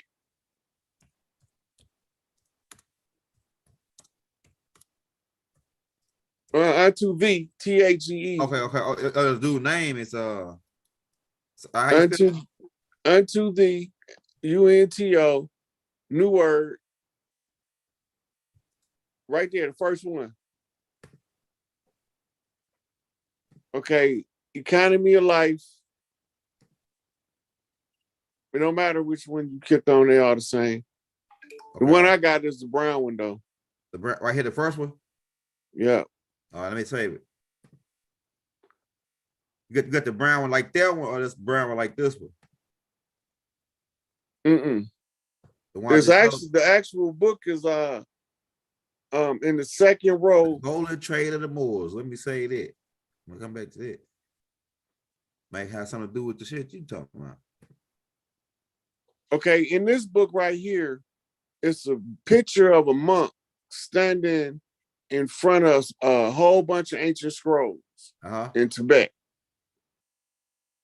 And the guy that they get a credit for translating this, Ramathario, he went to get it from the Tibetan monks.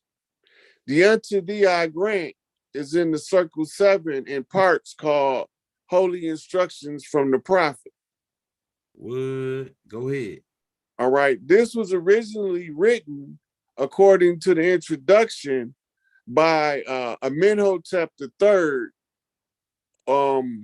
in Egypt. And the scrolls were sent to Tibet to be kept by the monks for posterity. That's what it's saying in the introduction. Okay, now, the reference was for the picture of the monk in front of the scrolls. Right? I don't know if they show any of the inside of the book or if they're going to show that. But no,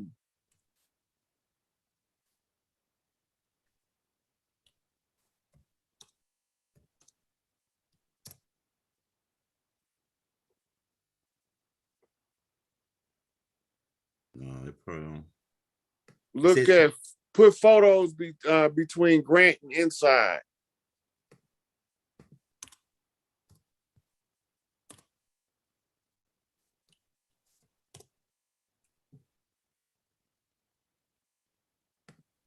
There you go. See the old man right there at the bottom with the scroll in his hand? Yeah, right there. That's it right there. Let me save him.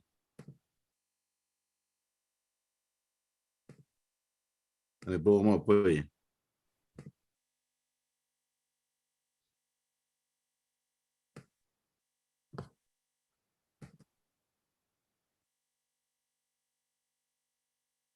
And wait till I get that hard drive because I'm gonna be able to organize all your classes.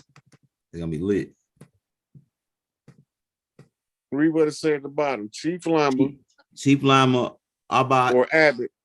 Abbott. I can't see this. Bakelin. I can't holding ancient scroll inside Lamazri of Tibet frontier. Yeah. That's the ancient mystic order of the Rose and Cross right there. Okay, now look, you see the scrolls, how they keep them? Yeah, right here. Every major earth text that has a significant impact on culture is there. Every major earth, some you don't even know exists. What? Now, this is what the Library of Alexandria was made like, similar to this. They didn't keep theirs like this. They kept double-rolled scrolls and palm leaf parchments, and that's what it was. All of these scrolls that they had duplicates made in Alexandria that they kept in Rome. So when they was burning down Alexandria, they already knew that they had secured the information for the youth in Rome safe and secure. So now they're safe to burn down Alexandria. Makes sense. Make a lot So of in sense. one of the books I was reading on the ancient priesthood, pyramid priesthood, right? It said that the pyramid priests left with the scrolls by the dark of night. Wow. And then they went, Yeah, I heard that. I heard that before. Go ahead. And then it said they went east. Well, we know if you in Egypt, in Cairo, or in Alexandria, and you go east, you're going toward Jerusalem. Yep. Right? Now, why would they go east on land to take it to the Pope in Rome? Go ahead. Because you can't go by boat because they fighting on the water. Yeah. So you have to go east to go around the Mediterranean to get back to Rome on the other side. That make a lot of sense. Right? So this is why they left with the scrolls going east, taking them to the Vatican. That's how we know where they went. Uh-huh. Right? Because they didn't show up anywhere but Egypt. And the ones that went to Tibet left scrolls there. Uh-huh. Now Tibet is southeast to Egypt. And to the north, you have Rome, but it's separated by the Mediterranean. So you just said they was fighting and they was burning down the boats, remember? Yeah. So that's supposed to cause the fire jumped across the water onto the land and burned down the building. Uh-huh. Make that shit make sense, Elder. How did water jump out the water? How did fire jump out the water and burn down the village? Right. Right. That don't even make it. They don't even, unless they shooting Bob. Unless the niggas had rockets or something back then. I'm gonna pull this picture right here because it shows that map you looking for. Right here.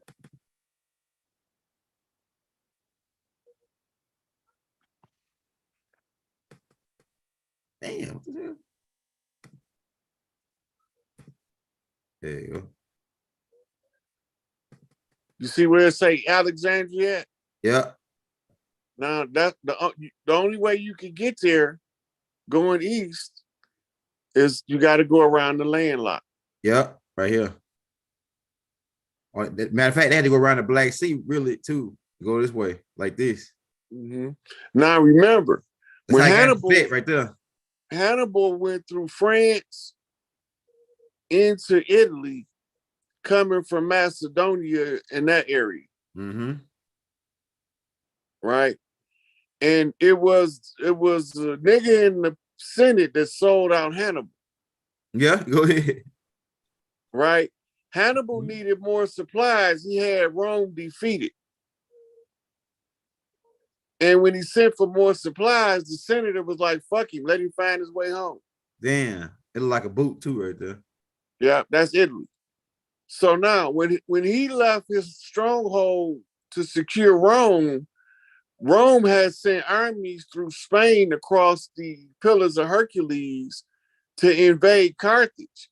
Now Hannibal was scurrying back, coming around the other way, and then he got some soldiers catching ships across the Mediterranean in order to get back to the homeland because they was under siege by Rome.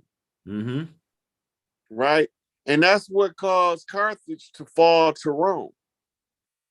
That nigga looked like us, but he ain't us, and sold us out. Yeah, sold us out, man. Get them niggas, right? So Sicily right here, you know African, Nubians was there, man. Look at that. Right. The thing about Sicily is when Hannibal's army was in France, Italy, all up in there, they was having babies with the villagers close by. So they was sending them all to Sicily to keep Hannibal's soldiers' children safe. That's why all of them are so heavily melanated in Sicily. That's right. Right? That's the offspring of Hannibal's people. Now remember, Egypt settled Europe starting from the island of Crete. You see the island of Crete right there in the middle, right there. That's the first school in Europe was built there for Europeans. Well, go ahead. All right. Now, from Tuscany, which is roughly where Rome is on the map, the Etruscans settled Tuscany, and the Tuscany or the Etruscans who lived in Tuscany became the progenitors of Rome. They took over from Alexander by taking and merging the Greece and Roman empires. Now, if you look, that says it's a Greco-Roman Empire. Greece is first, which most people would think that mean they won. Yeah. But they couldn't have won and Rome still be in power. Right. That means Greece would still be in power. Right.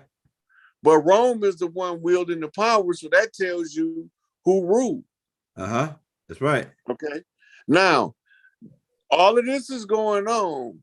Now, remember, the European is trying to kick the Etruscan Moors out of Europe for dastardly deeds. Yeah.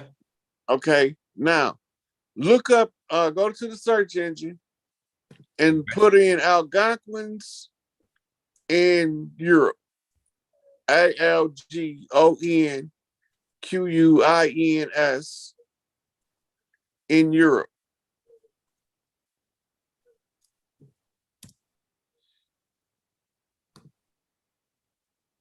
Go to the main page.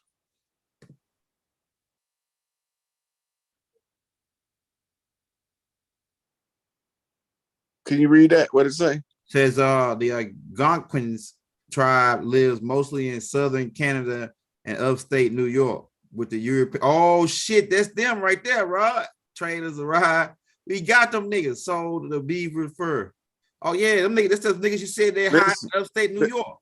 Listen, no, the original Algonquins left from over here to aid Europe and kicking the dirty Moors out of Europe. Okay, go ahead. Go ahead. Now, this is showing you how their connections was. You see, they got to replace us. They had a positive. It said they had a positive reaction to the Europeans because of the power they gave them. Without the firearm help of the French, they were going to continue to get overpowered by the technology advanced Iroquois people. That's the Iroquois people is Native Americans. Yeah, them us. Oh shit, son, you might have stumbled up on something else here. Oh shit. So it was natives going to help Europeans?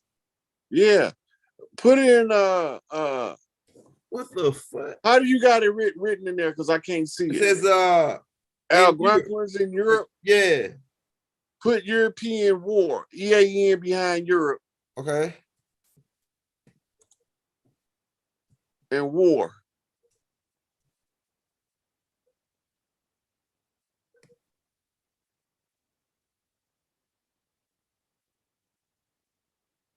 It's the same thing I just read about with the firearms to help the French. They were going to continue to get over.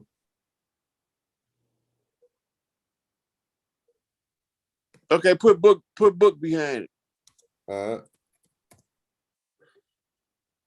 Here we go right here. The Black Art War.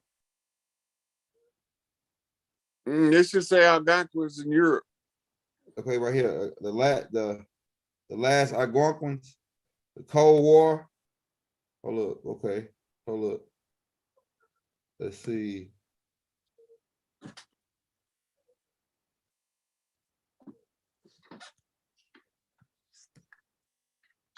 Let's see. If you got any questions for the brother Rod, drop them in the chat, man. Yeah, we about to go to Q&A. I'll probably have to find that book and send it to you. Man, you got to send that joint to me, man. They hiding that joint. That must be a tough book right there. Portland, 1938, 39. It sounds the same year they got the damn Stargate. Yeah, It don't show that book. You I'll know? find it and send it to you. Yeah, I'm gonna have it in the next links. Because it's 10:30 now. We've been on for 2 hours straight. Mm-hmm. So I will take them question and answers the entire time Eric Horn was helping the British. Yeah, let's go to the Q&A. Okay. Yeah, somebody said so the Iroquois was helping the British expand to the west. No, Okay. you gotta remember what I was telling you. Okay, the Etruscans was native nowhere. Okay. They're not native nowhere on the planet. So when you get the call from one of your relatives that their house getting rammed up in, you're gonna go help them. Yeah. Right. Oh shit, it makes sense. Go ahead. So they called for help to get the get the Etruscans out of Europe. That's right. Right. And it culminated in the French Revolution. Spanish Inquisition, all of that was on the heels of getting them out.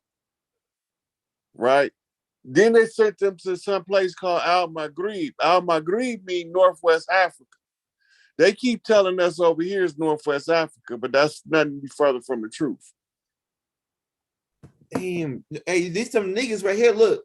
All right. So the red coats, right? But these niggas ain't red coats, and they got that same type of drum major type fez, furry as buffalo fez. These niggas coming from over here with this. From over where? Like Canada somewhere. These really mulattoes. You can tell this nigga right here look like a mulatto. He like a mulatto right here. This dude right here. He like a black dude, light-skinned black dude. I know some dudes look like him. Yeah, he look like Superfly. He look like Superfly right there. Yeah, I don't have no context for this picture, so I can just look at it. Yeah. Then like he playing the drum. White folks couldn't march and play drums at the same time, man. Hey, come on, man. Niggas is watching it play. I bet they can do it now, though, can't they? Yeah, right. What happened? Because they mix with us. One drop of blood. Yeah. The white boys I know the white boys you see out there dancing, they really Canaanites or mulattoes. Mulattoes, quadroons, and octroons. Yeah. Yeah. Albanos.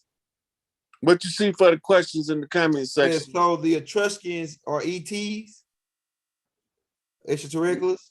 They ain't from here. Then what else I was gonna make them? Yeah, right. Right. That's right on. Says get down. Okay, all right. Let's see.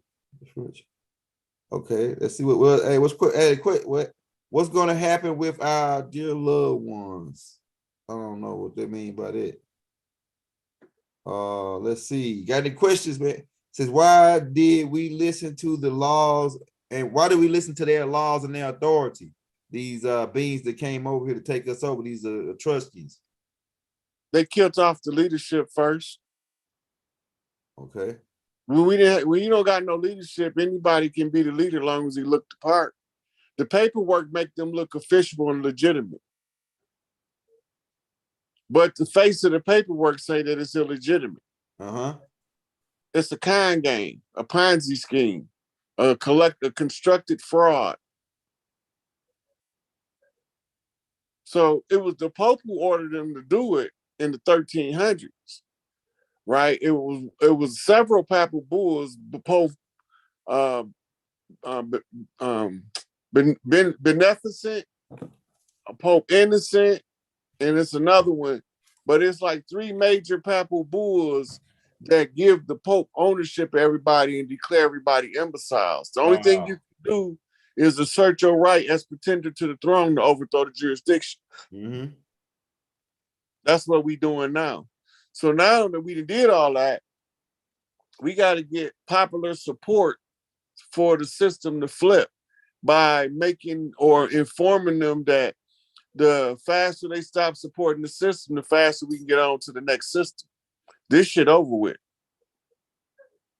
Somebody said, so the Etruscans are the Enlil's children that is trying to take over. Absolutely. All right. Somebody I could have said it better myself. Right, you could have said it right. Okay. Okay. We got will the power grid go down and for how long? if it was when the switch happened. When the, It can be powers changed. anywhere. Look, it can be anywhere from 3 hours to 90 days. Okay, that's what I said too. And when it's gonna happen is we not gonna know until it happens. Okay, if it Okay. happened, right? But watch this hurricane coming up, hitting Florida. Every area that they're declaring a national emergency is falling under the jurisdiction of FEMA. And this is time to continuity of government activities. FEMA have to be put in charge in order for the government to flip. Mm-hmm. That's all part of all of those executive orders that the president was signing that nobody wasn't paying attention to. And when I was pointing them out, they was calling me crazy for it. Now they doing this shit.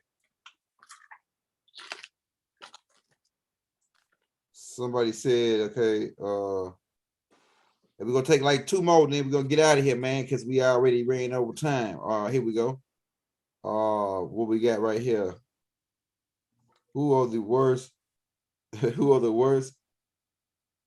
Hello, your bullets. Hello, he just making a statement. So the people who are dead, what will they happen to them? People. So the people who are dead, what will happen to the people we know that love? I don't get the question. So we are all looking for, right? Yeah, okay. I remember a question the dude asked. He like, I think he answered this question too on a tape. But he's like, who were the people, the families that were occupying those castles prior to them coming and taking them? I think you already broke that down though. The natives, right? Yeah, that was us. Yeah, it's us. Right? We left the castles to fight the wars. They backtracked on us using the Lewis and Clark expedition to survey the land.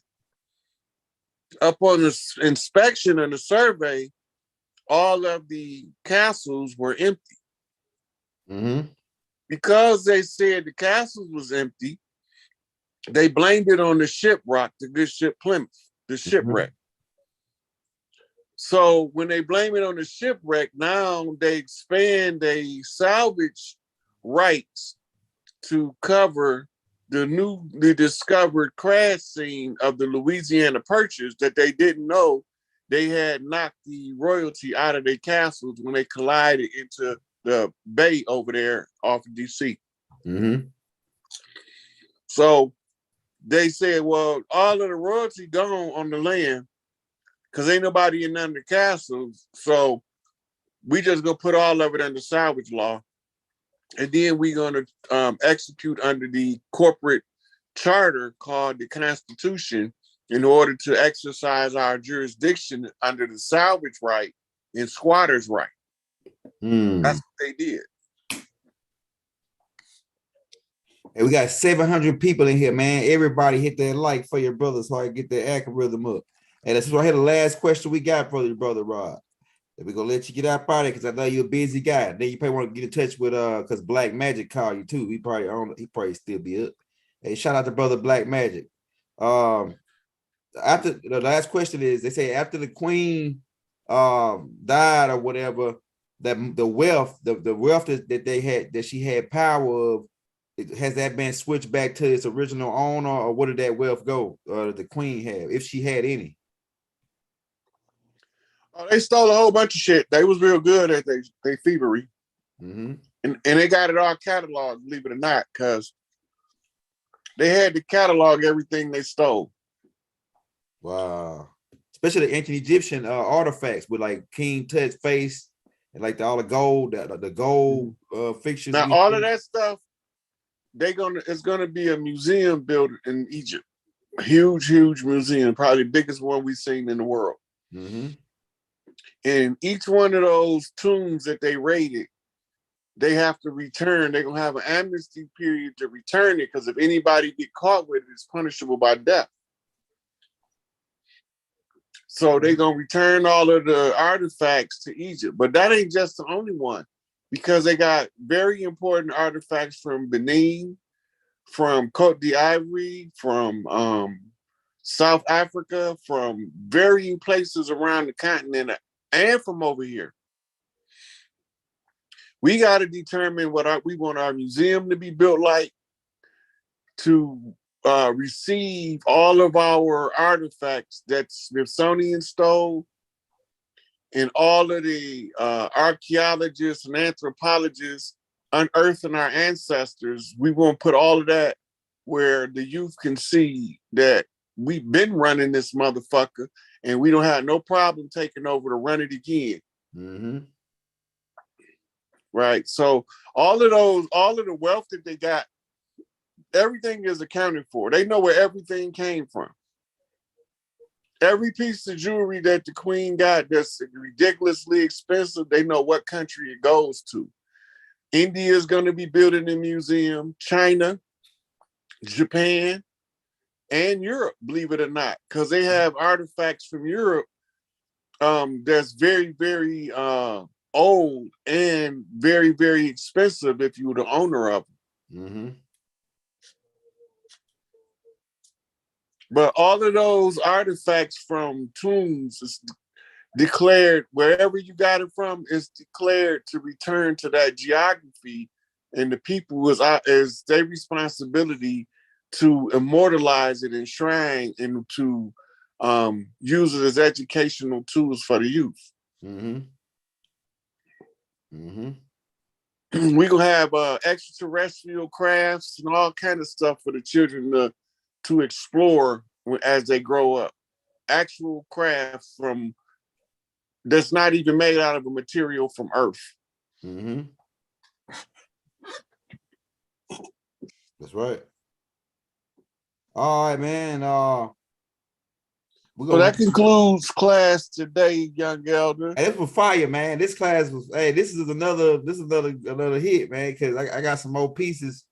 Man, I got a whole nother, man, with the next class I'm gonna do, I'm gonna go do more research on these, I'm gonna try to figure out the connection between, because I want to know, like, I got some shit from Taj, Tariq Bey, a couple more things that I'm gonna tie in. I'm gonna have a class on this, another, like a more of a magnified class on this, because this is deep, man, how they fucking robbed us. And like I say, I saw some Mexicans on the when I was in Houston yesterday. The Mexicans saw me and they said I want to do Hino, because they I'm gonna tell you, man, this way it hurt my feelings. They know it's a lot of, like, everybody else know who we are, but they won't tell us. They won't say it. They won't come out and say, hey, y'all, y'all really. Some people say it. I heard of that like you sent me a link to where the Mexican was telling them on that tour. He said he was telling them who we are, that the Almacs will know us and this and that. But a lot of these people, the Hindus, all these people, they come over here, they know exactly who we are, but they'll look at us and laugh at us and won't tell us, man. I said, man, fuck if anybody that knew who he was and didn't tell us, man, we gonna line them niggas up with the rest of them, Etruscan niggas, man. We gonna line them up with the rest of them. Listen, young elder. Go ahead. Just because they didn't tell you don't mean they had malice. You got to remember, these motherfuckers was murdering anybody that told us, including pale faces. Okay, yeah, you're right. You're right. I think about that. So, you got to remember, for every uprising we had a Giant Brown with it. Mm-hmm. Mm-hmm. Every one of them we had. So every time we tried to get out of it, we got a motherfucking Giant Brown or Charles Manson with us. Crazy ass white boy that don't give a fuck about the system. Yep, that's right. That's right. That's right.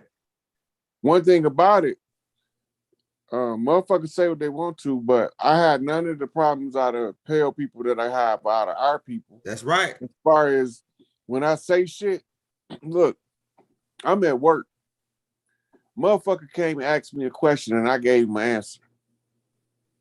He told me I didn't know what I was talking about. Went to the other end of the line, asked the pale face, right? Uh-huh. The pale face said, I don't know, but I can find out for you. Pale face came and asked me for the answer. I give it. No, this is the real shit. This really happened. Yeah. I answered the pale face. The pale face go back and tell my man the same shit I told him earlier. And he came back to me and said, you know what? You was right. I said, how you know? He said, so-and-so told me. I said, you know, he came and got the answer from me. No, he didn't. No, he didn't. He didn't get the answer from me. I said, go ask him. But the whole thing is, if it didn't come out the pale face, they didn't want to believe it. Yeah, that's what Bob said. Go ahead. So now you got the pale faces teaching the classes, telling you there was no such thing as white people before 1642 or some shit, 92 or something. Anyway, and then you got another one saying that if you think that you're gonna continuously disrespect these people, you're gonna be begging for their genetics. You know what I'm saying? So the list of things goes on and on. The pale face telling everybody the same thing I'm telling them, but they'd rather hear it come from them because now they can believe it because Whitey said it. Right?